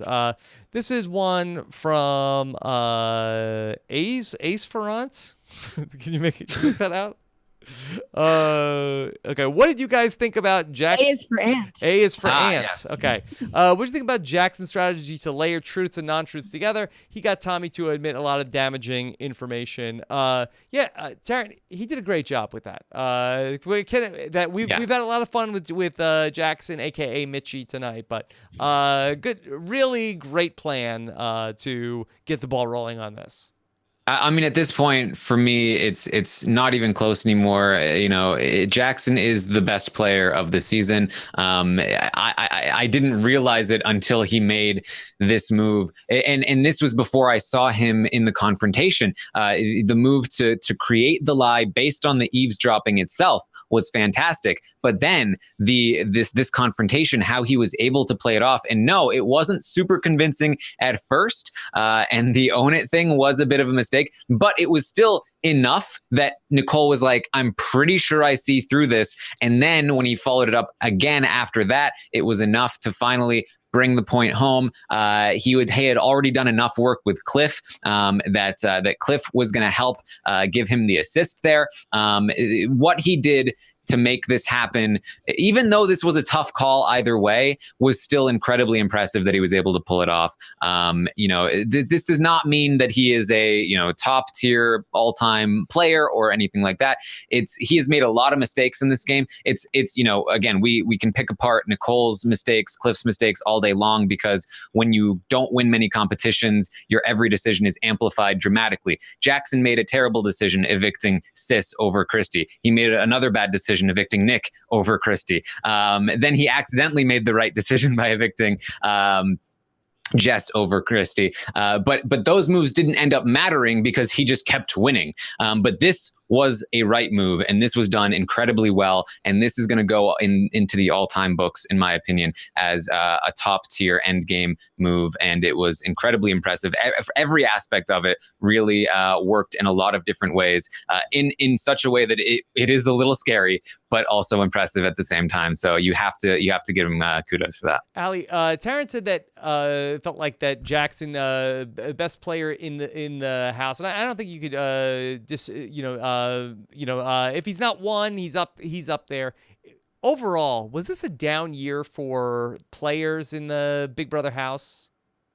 Yeah, I mean, when I can't dispute what Taran's saying, but also like a lot of people didn't get a chance to play, and I don't need to like dig it. And then that could be their fault, and it could be the first half of the season issues, and that's already been discussed. But I don't want to take away from it. It was a genius, like Mickey's back's against the wall, and he comes up with this brilliant play. He eavesdrops brilliantly, and he does layer truths and non-truths to sort of like drop what he's lying about with Tommy, and then create enough confusion with you're playing both sides, even though everyone is, and get angry about it the proper amount. That was great. I do think, though, it reminds me of what I forget if Eric or Matt said it on the Summer of Stein, that like the Dan's funeral thing is a little overrated. I wouldn't dare say that, but just in the sense of like, I don't know. I think it's just as much. It was a brilliant move by Mitchie, but it was just as much that Cliff and Nicole were fooled by it, right? Mm-hmm. Like in different layers and in different ways. But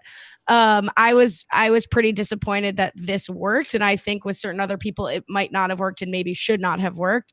But that doesn't, you're playing chess or checkers with the people you're playing it with. And now I've talked so much about whatever I wanted to talk about that I've forgotten your question. That's fine. It was down year for the players overall. Yeah. Well, this season truly, and I feel like this is crappy to say, but like I stopped watching this season probably before I really needed to with bar study, because I just was like really down about the beginning of this season and what was happening and how people were playing the game. And I'm really glad I caught up with it when I got back from my trip. No one cares about my life, but I was out of the country and I came back and I binge watched the whole season, which people were like, you shouldn't do. And I'm ultimately glad I finished out the season because the last half of the game has been like incredibly interesting. Like the last 2 episodes were like 2 of the best episodes I've seen since I've been watching Big Brother. But yeah, overall kind of like a meh casting season in terms of strategic players. Okay. I mean, I can say from my perspective, I think that, and I've mentioned this earlier in the season, that I think that nobody is on the level of somebody like Tyler from last year, but I do think that a lot of people are on the level of like Brett from last year, like a solid sort of 7 out of 10 kind of player. We have a lot of those. And because there are a lot of them, they're keeping each other in check and nobody's really able to come out as a true front runner. And I think that often leads you to think that like, oh, this is kind of like not great gameplay. But I think the fact that there is somebody like Jackson who was able to pull off what he did this week at the Final Five, and he wasn't somebody that like dramatically stood out to us until later in the game, because there were a lot of players that had their own strengths that were countering his and that were all playing off of each other. You even had some outsiders like Cliff who were able to work their way in and prevent the major alliances from running the game too much. Even some of the pre-existing relationships I think helped boost some of the other players into playing a little bit better than they otherwise would have. So I think that overall it's less so that it's like an overall down season. I'd say maybe even that the overall average of this cast is probably a little bit higher than the overall average of Big Brother 20, even though the highs aren't as high, and maybe some of the lows aren't or are more, even maybe more low. But there are enough like good to above average players, I think, in this season that just kept each other in check. And I think that's why it's looking like nobody's really standing out. Okay. I assume Sis is an outlier when you calculated. Yeah, she's the one that's below. Below. Okay, let's take this question from Mindy Bond. It says, Jackson and Holly claim they've been more loyal to Cliff and Nicole in the game than Tommy has been. Is that true? Now, I know that Jackson and Holly have been working with them for quite some time, but when Jackson and Holly alleged, Taran, that they've never thrown Cliff or Nicole's name out there, that can't be true, right? No, it's not true. I will say Jackson and Holly have been more loyal than Tommy has. Yes. Tommy's never been loyal to them. But I mean, that doesn't mean anything right now, right? So yeah, and they haven't been squeaky clean either, and they know it, or they should know it, but they're denying it to themselves. Okay. Question from Derek Unthank. Would it have been prudent for Cliff and Nicole to go to Holly with Mickey's claim that he would cut her at Final Four to at least gauge her reaction? Taran, did that happen? They have done that. They didn't do it on Thursday, but they did talk to her. That was when they also got a promise from her that she would cut him at the Final Four. Her reaction was essentially like, "Oh man, like yeah, I kind of figured like, oh, it's not like she went to him and they told her, and then she pretended to go have a conversation with him, and then she came back to them like, oh yeah, I talked to Jackson and."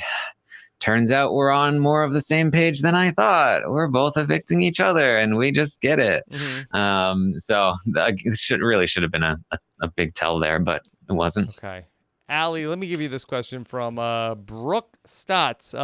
Is Cliff Hogg the BB21 equivalent to Survivor's Rick Devens? Now, you were very opinionated about Rick Devens, but you seem to have been standing Cliff at one point. So do you feel like that they're not the same? I don't know what answer to this is like least offensive to both of them, or neither of them, or what. Well, let me. Okay, you go first. I reserve my opinion on Cliff until I follow his wife on Twitter because I'm a full Becca Devens stan, which has really turned me around on Rick. So we'll see what Mrs. Hawk is like on Twitter before, and I'll get back to you, April. Okay. Do we know that Shannon, is it Shannon or Sharon, Taran? For it's Cliff's wife. Wife? Sharon. I thought it was just the wife. Yeah, before the wife. Look, they definitely, there was some similarity. They both left the game, both came back in with a whole head of steam. But I think that Cliff's second half of the game, I think, is a lot different than Rick Devens in the second half of the game. Well, yeah, Devens was kind of. I would actually equate Devens more to Jackson than Cliff. Ooh, brutal. Sorry, Rick Devens. Yeah. Because he was like winning competitions and like making idols and just going full force, being manipulative, making everyone uncomfortable. Yeah. Okay. Physical threats. All right, question from Noah. Where did Tommy go wrong? Using his HOH on Kat, not sending Christy home during Taco Tuesday, not fighting harder in the double eviction, leaving the house meeting, all the above. Allie, do you have a thought on this of if we're going to go full Bloomberg and get into why Tommy lost? What do you think his biggest error was? That's I mean, not fighting harder in the double. What does it mean? Like he didn't throw the double. Did I miss that? Didn't throw it. No. Yeah. No. So I mean, if I'm gonna go back just from here, I would say he could have almost done nothing differently in this episode. Although I'm sure Taran's gonna school me and say he could have, except that he definitely shouldn't have told them about him and Christy. I think that was a crazy target to just put on his back for good measure. His logic here in this episode of like, oh yeah, I figured it would either make them trust me that I came clean after 89 days or realize I have an automatic jury vote and send me home, which they're going to do anyway. I'll defer to Taran, who's the encyclopedia no notes champion of Big Brother, to tell me what exactly Tommy's fatal flaw was. Well, here's the thing about like trying to find fatal flaws too. I think like we always want to know like what was the thing, what was Tommy's downfall, what was Cliff's downfall. But like I think one of the major things that we just ignore all the time is that like what is Tommy's biggest downfall in the game? That he didn't win the competitions that he needed to win. That is the most major thing.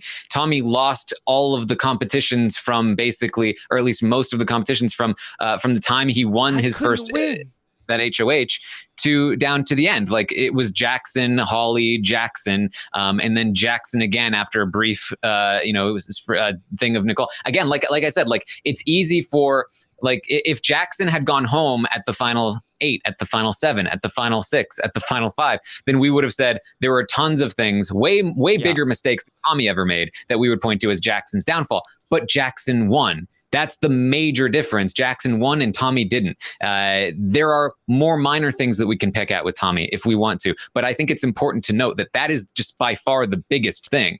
In terms of Thursday, I think that he should have focused more on Cliff. I think that if he had focused on Cliff, if he had gone to Cliff and said, Cliff, I want a handshake deal with you right now. I'm taking you to the final 2. I think that Tommy still could have beaten Cliff in the final 2, and he wouldn't have. And he obviously doesn't even need to follow through with that deal. And if Cliff feels comfortable with Tommy, I think that Tommy stays, and he has a much better chance from that point forward. But again, there's so much that's going on in that moment. That's pretty minor in the scope of just if he had just won a competition here or there, then everything would have been much easier. Yeah. Even I could have said that competition thing. Should have won. I will say that I feel like that when it was Christy and Nick up on the block and Christy was going home, I think that had Christy gone out and Nick stayed, I think that's because then right after that is going to be the double eviction, and then we're going to end up I think that's the following week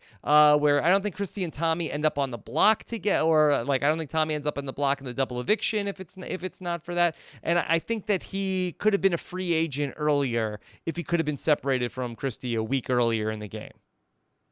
Yeah, and again, like if you're able to predict that Jackson is going to just continue to win, and certainly in future seasons, I think people are going to have to start being more aware of this because it is a recent change and it does seem like a trend at this point that they are going to be physical and winnable competitions. So it would have perhaps been better for him to keep Nick in the game as somebody that can compete physically against Jackson. That could have been another selling point. But again, overall, he wanted Christy out, and he was pretending like he didn't, and he could have done more to bury her at that point. Okay, this is Richard is adding to Taran's point about it seemed like the edit showed Tommy being a little too complicit to stay there at the end. He was just sitting in the nom chair, not staying on top of the situation and his fate. Shouldn't he have been glued to Cliff and Nicole right before Julie called them to the live vote there? Sure. I mean, I think you have to remember that it played out for us over the course of 20 minutes, but it played out for them over the course of 8 hours. He can't stay on top of them for 8 hours. If you're just following them around, they're just going to say, "Hey, just leave us alone. Like, get out of here. We need to discuss." And if he doesn't, then they're just like, "Okay, then we'll vote you out. Like, we need to discuss. Like, leave us alone." Mm-hmm. So there's not much you can do, I think. Amanda Lynn wants to know, is Jackson's behavior a brilliant way to use Holly as a meat shield? Taran, is that how you would describe Jackson's plan here? Yeah, I mean, just again, encouraging her to throw that HOH so that she's available to be evicted. I mean, why can't we live in the world where Holly gets evicted at Final Four because Jackson told her to throw the HOH? That's a much better world to live in, I just feel like. And it's unfortunate that we're not living in that timeline. All right. This is a question for Allie. Will Jackson be a young buck, a lavender lady, or a Brit when he joins the challenge? This is because there was a great live feed update, Taran, earlier this week where you went through the whole fight that Jackson and Holly had about one day when Jackson would like to be on the challenge, and Holly does not think that is a great plan for their relationship. First of all, Allie, could you answer Lauren's question? Oh, I was going to respond to that fight. She gave me what? Young buck, lavender lady, or a Brit? A Brit. Well, he's not a Brit, right? Because he's not British. It's funny. The lavender ladies are now defunct because Amanda's having a baby. No one knows what I'm talking about, but those who do. Mm-hmm. So I think by default he would be a young buck. Okay. More realistically, I think he would just be Banana's lackey. Okay, so tell us, how would Jackson fit into the challenge world? Well, first of all, I think Holly's totally right about not wanting Jackson to go on the challenge if they're going to be together. But to her credit, or to his credit, everyone who cheats on each other on the challenge usually ends up like married to each other anyway. So there's hope for them. Yeah, I mean, I think like he's probably guaranteed to be on the challenge, mostly because I don't like him and everyone I don't like ends up on the challenge. And also because he's like a jock who has some strategy. So I think if we're talking about the median like strategy level or the mean strategy level on Big Brother being above average to average, whatever, on the challenge, I think he's probably in the middle to high tier of strategists. So I think, especially to come from Big Brother, no offense to the Big Brother people, Paulie really has been a top strategist on Big Brother, but none of the other, I'm sure people are going to come for me, but not many of the other Big Brother players, like Josh was a buffoon last week. So I think Jackson, unfortunately, could do circles around him. So I'm sure I'll see him on my screen and learn to deal with it. Okay. What's the watermelon situation on the challenge? Oh, that's interesting. What is the watermelon situation? Food is definitely less of a part of the challenge than it is of Big Brother. Okay. I don't know if the rations are different, but I'm sure he could get some watermelons. Okay. All right. Then Zaddy Taran wants to know, do you think that Nicole's on her way to becoming the Ali Lasher of the Royal Rumble, coming up just short from the finish line? I believe Liana came up just short of the finish line. Right. I think I got T-dubbed out. Yeah. Liana was top 2, right? Yes. So I think maybe was Ali top 3? No. You didn't even watch the Royal Rumble? Wow. Taran's got a lot of things to keep track of on the live feeds, Ali. Cut him some slack. Hey, I do the top 2. If you were a fan of RHAP, Taran, then you would have known that. But I got all the cliff notes from Melissa, who watched it about 10 times, I think. Yeah. Okay. Then if Mickey want to take Nicole and Cliff to the final 3, why does it matter? If Holly goes out 4th or 5th, why could Cliff not question that? Because we made a final 4 deal. It was a final 4 deal. Jackson's line about this was, I'm willing to take out Holly at 4, but there's no reason to keep Tommy if I'm willing to do that because I'm willing to cut her. So by keeping Tommy, you're just making things more difficult for us. Why are you doing that unless you don't trust me? Which means why should I cut Holly at final 4? So there is a little bit of a logic trap that he's able to work on there. Taran, one of the things I wanted to ask you was that based on what it sounds like the final 4 veto was, does it sound like something that Tommy could have won? He could have won it, but I don't think he would have. It wasn't like a no-brainer that he would win. No. It was again a lot of running back and forth, and that's a big advantage to Jackson. And it's like Jackson being able to maneuver whatever this catapult slingshot is, and Tommy's not exactly like Nicole was. I think like 2.5 minutes slower than Jackson, and Nicole has consistently done better than Tommy at these sorts of things. So theoretically, Tommy might have been aim Jackson. Fire. My catapult isn't working. What are you gonna do? Look, they had to beat Jackson at the final 4 veto. No matter which way they went, they had to beat Jackson at some point. Yeah, and I mean, according to Jackson, if Holly had been evicted, he would have evicted Cliff at the final 4, and he probably would have won the veto anyway. Probably would have evicted Cliff anyway. So, again, that's just another thing to add on to that pile. Allie, should Big Brother institute some sort of like slop making challenge at the final 4 to determine the eviction? Would that help things right now? I don't know what a slot making like almost like a fire making challenge. Yeah. Like basically, like they're gonna lay out all the ingredients in the kitchen, and then whoever can put the slop together and eat the bowl the quickest. I guess Jackson would probably win that. Yeah, too. well, no, Jackson would probably be disqualified, but still somehow the winner of that challenge. Yes. Yeah. Oh, Tara, will there be an asterisk on this season if Jackson wins after violating the have-not rules? Yeah, I mean, there are plenty of people that are going to put an asterisk on Jackson's win. The for have-not rules. Yeah.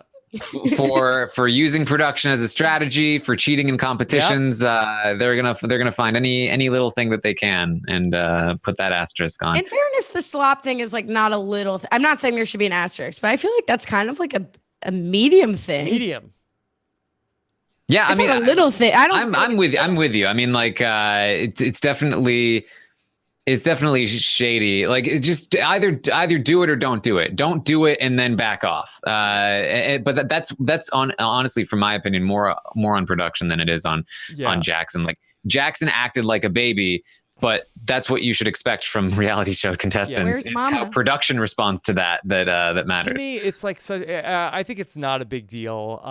It's just such an arbitrary thing. Sometimes it would be like the same as if like somebody was like had a punishment, they had to wear a costume and they took the costume off for 5 minutes. It's like, ooh, it's just like I feel like eating is different than wearing the costume. But it's not like Survivor. It's not like you're starving. I don't know. It's just listen. I was never on Survivor, but it's just such a made-up, arbitrary thing of like, okay, pick 4 people that they can't eat the same food as everybody this week. I know what it's supposed to be, but it's such a not even a part of the show. I'm a rule follower. Yeah, I will say though, for Jackson, it was a big deal, and I do wonder if like that was the lowest point in his game.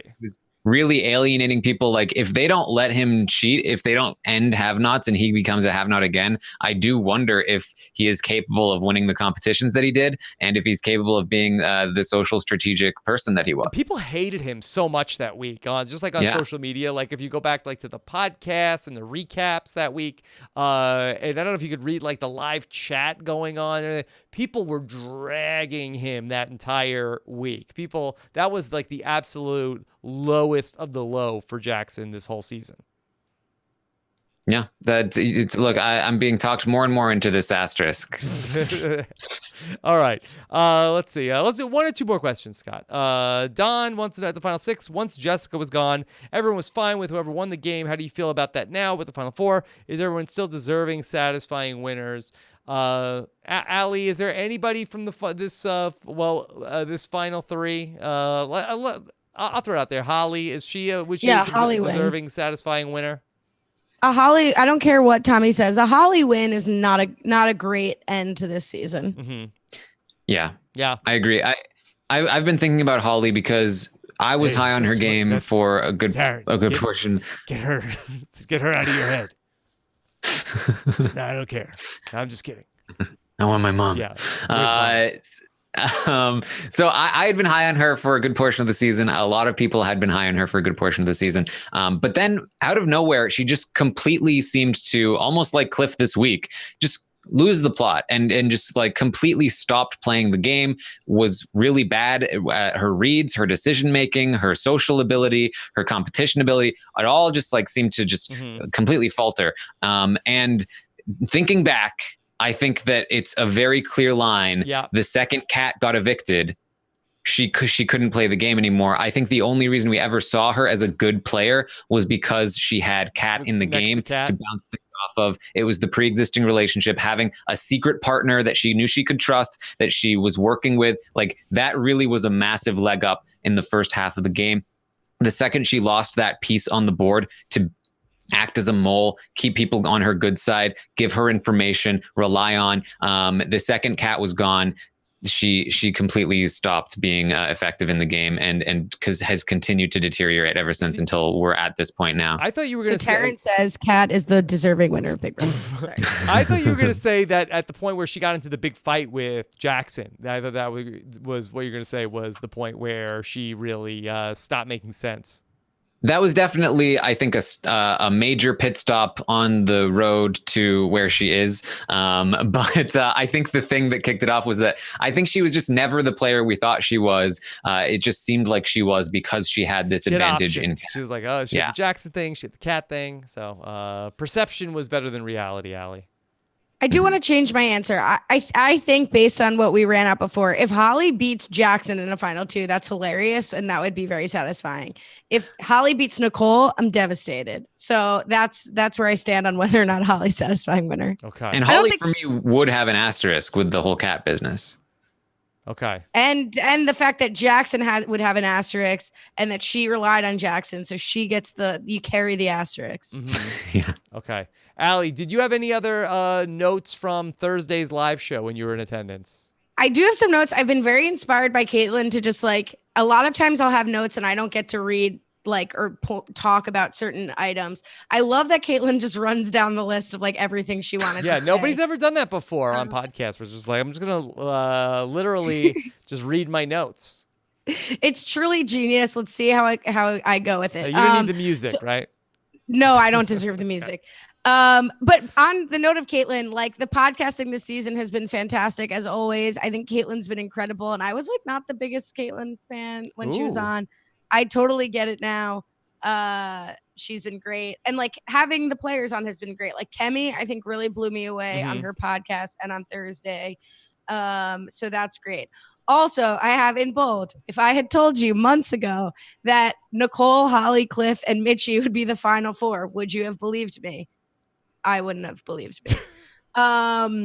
Okay. And then I'm just, I'm not as good as Caitlin. I'm just going to go right down to my know-it-alls takeaway. Yes. So I mentioned before that Big Brother has really become a family affair. My uncle and my brother, and I guess my mom, she's just watching this. She doesn't watch the show, have been getting into it. So I brought my brother, the other Rob, in my Big Brother life, to the podcast, and he kept turning over and was like a hot take, and they were extremely cold takes. But his hottest take was that Cliff would have not only won, but slayed the fake bird call competition. So had to get that out there.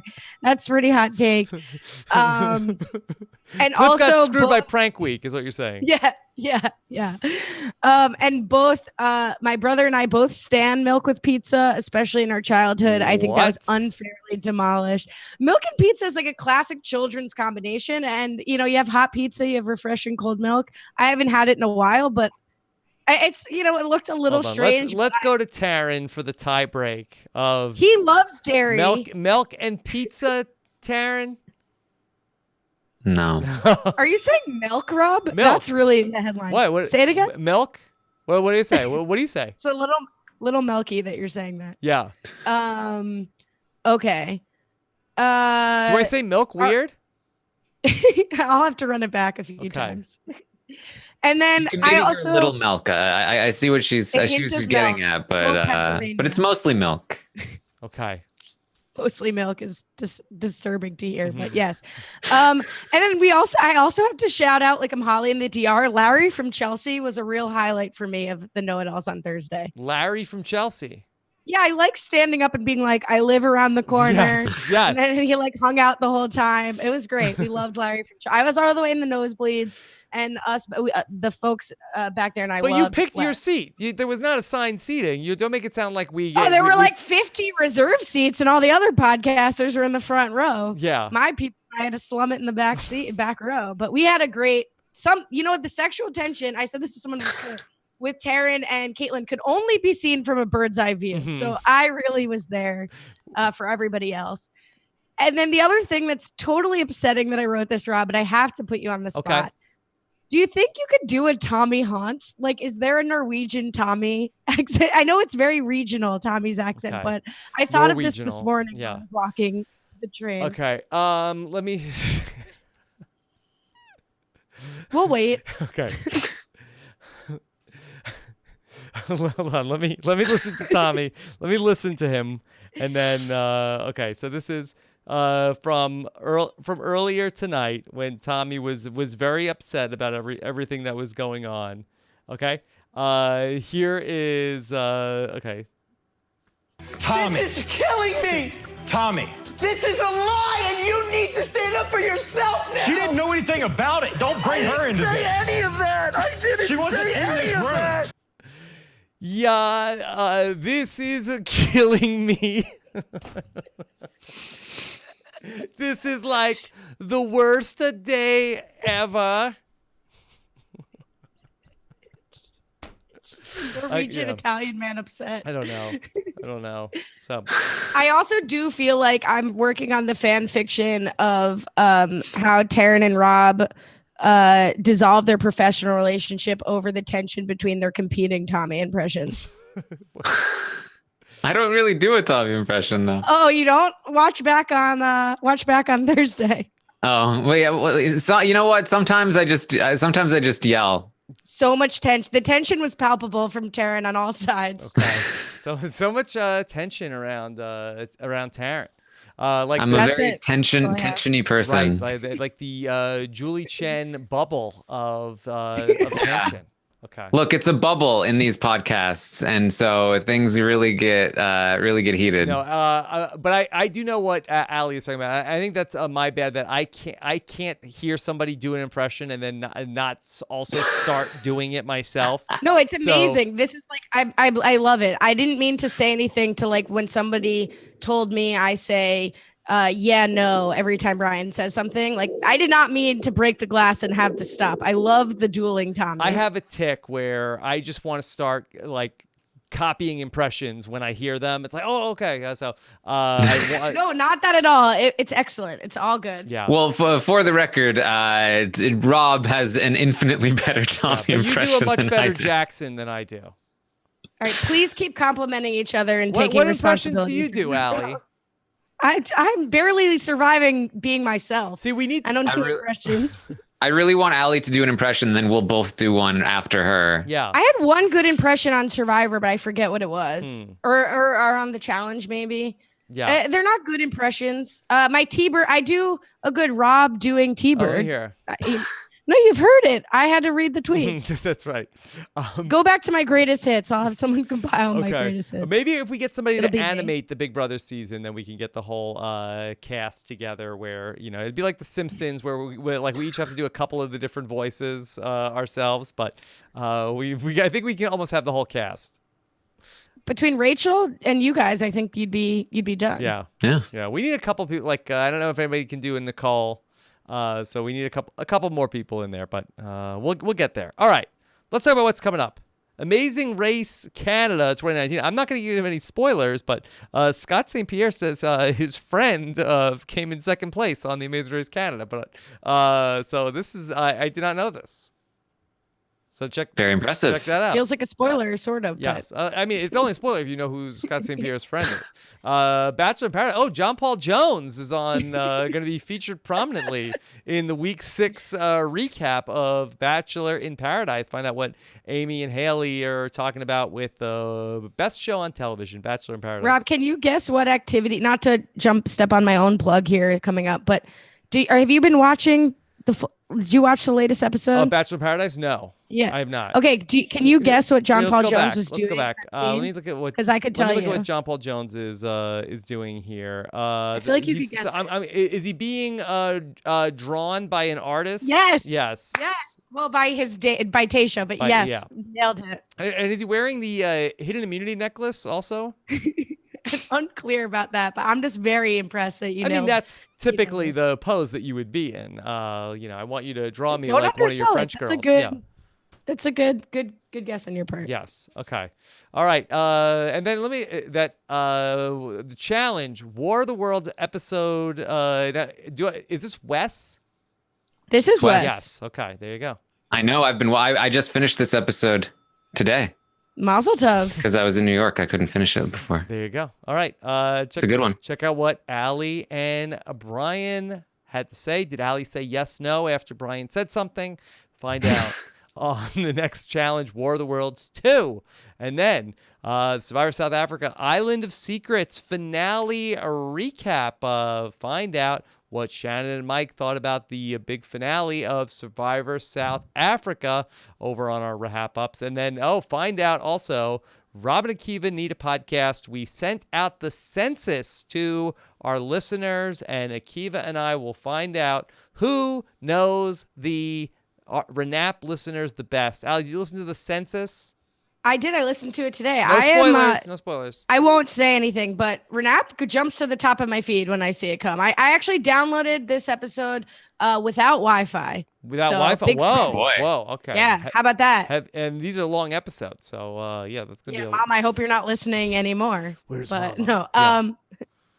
Okay. Big fan. So also, Josh Wigler went to Fiji with Mike Bloom, and he interviewed all of the Survivor contestants for this upcoming season. On Friday, we posted part 2 of our interview series, and spoiler alert, part 3 is coming on Monday. So be on the lookout for that, as Josh Wigler is going to bring you 5 more interviews with the Survivor 39 contestants in our preseason coverage of Survivor 39, kicking off a week from Wednesday. Of course, Taran is going to be back on Monday morning with the live feed update, and Tuesday morning with the live feed update, and Wednesday morning with the live feed update. So Thursday morning, live feed update, and then Taran, do we know when the live feed's going off? I'm not sure. We don't know what the schedule is. It's everything is up. Up is down. Down is up. Okay. Taran, do you get excited or sad when the season comes to an end? You relieved, or you what am I gonna do with a free morning? It's bittersweet. Yeah. Fair enough. Okay. All right. Taran, are you guys gonna do a look back at the games of the final 3 also? Yes. Okay. All right. Coming soon. All right. LFC Roundtable. One of 2 LFC Roundtables left in the season. Coming up Monday night. Who's up? Who's down? Sell your clicks as your Cliff stock. Yeah. Okay. Wednesday night, we'll be talking about the Veto. And then we'll see. Taran, where on the street is that Ovi paid a visit to the house? Yes, for a luxury competition. I thought we were going to see that tonight, but that seems unheard of for them to bring back a pre-jury house guest to host the competition. Yeah, it was weird. Okay, Guess we'll find out. We'll find out. Okay. Also, American Ninja Warrior finale. Okay. Tomorrow night. All right, be on the lookout for that with Taran and Lita as well. And then on Thursday night, Caitlin's going to be back here in the studio, and Andy Herron will be our guest for the eviction coming up on Thursday night. So that'll be a fun show as well. Later on this week, of course, all of this podcasting is made possible by the patrons of Rob Has a Podcast, who support all of these shows. Of course, that we are bringing the reality TV fans together around these crazy shows that we love. Find out more about how to become a part of our Facebook patron community and much more over at robhasawebsite.com/patron. Okay. Allie, this was so much fun. Such a treat to get to talk to you on the Big Brother podcast. Yeah, always a pleasure. Thank you to everyone for dealing with my constant fidgeting. I told Rob and Taran and Scott this, but I am sitting on the floor using a cardboard box as a desk, using a lamp as my mic stand, and my legs and knees are totally numb right now. So I've just been slowly trying to adjust. We salute you, Allie. Thank you. My life is so hard. But yeah, thanks, guys. This was great, as always. Always a blast to be included on You this. could follow at Lash Tweets on the Twitter. You can. What about Instagram? That's for me. That's for you. Okay, that's fine. I respect that. No one needs to see anything beyond Twitter. Even that is like debatable. Yes. Also, Summer of Stein is coming this week. So get your questions in. # Summer of Stein or Summer of Stein at RHAP We'll talk with Eric. Got to see him on Thursday night, which was very fun. We'll have the UFA meter ready to go. Best thing ever. Yes, we'll find out if his girlfriend let him keep it in the house and much more on the Summer Side of Taran. And what's new with you? You can find me on Twitch, twitch.tv/Taran Armstrong. I do have an Instagram that's for the people, Taran_Armstrong. Great picture of me and Kemi on there. So go check that out. And on Twitter at Armstrong Taran. Yeah, Wow, you're so overexposed, Taran. I know. I love the live feed update on Friday also, Taran. That that was in the hotel. Yeah. Yes. Did you go to sleep? Were you up all night? I was asleep for like 4 hours, so not crazy bad, but pretty bad. Okay. All right. Well, Taran, again, we salute your commitment to the live feeds all summer long. Perfect attendance once again. Yes, and I should thank there was a great person standing outside of the live show that lent me his umbrella so that Kemi and I could go get smoothies in the rain. So thank you to that person. I never found out your name, but if you are listening to this podcast, reach out to me so I can thank you. And sorry for taking your umbrella. Do you mind giving us some of the backstory on that? So you and Kemi were going that you said you guys were going to get a drink. And I was very surprised when you guys walked in with smoothies. And well, look, Rob, getting a drink with me. Yeah, no, is, I get it. Getting smoothies with me. Yeah. And so much dairy. And so you were like walking off, and it's like, oh, it's raining, and somebody's like, here, Taran, take my umbrella. No, it was more like Kemi showed up, and it was pouring rain, and she was like, "Do you have an umbrella?" And I was like, I did not bring an umbrella. So then I was, there were some people who were standing under the like awning thing that were free from the rain. And I figured they might have umbrellas and they're not using them. So maybe I can borrow one. And very nice enough to lend me the umbrella. Okay. So, Taran, can I ask you, what is your smoothie of choice? I mean, I'm good with most fruits. Big, strawberry, banana, blueberry, pineapple, most kinds of fruits. Always. Remember when I said my knees were numb? Oh, sorry about that. Sorry. This is revenge. Yeah. For what? We were about to get the whole smoothie recipe, Allie. Yogurt, fruit, protein powder. Got it. Yeah. All right. Let's put Allie Lasher out of her misery. Thanks so much to Scott St. Pierre behind the scenes. Take care. Have a good one. Bye.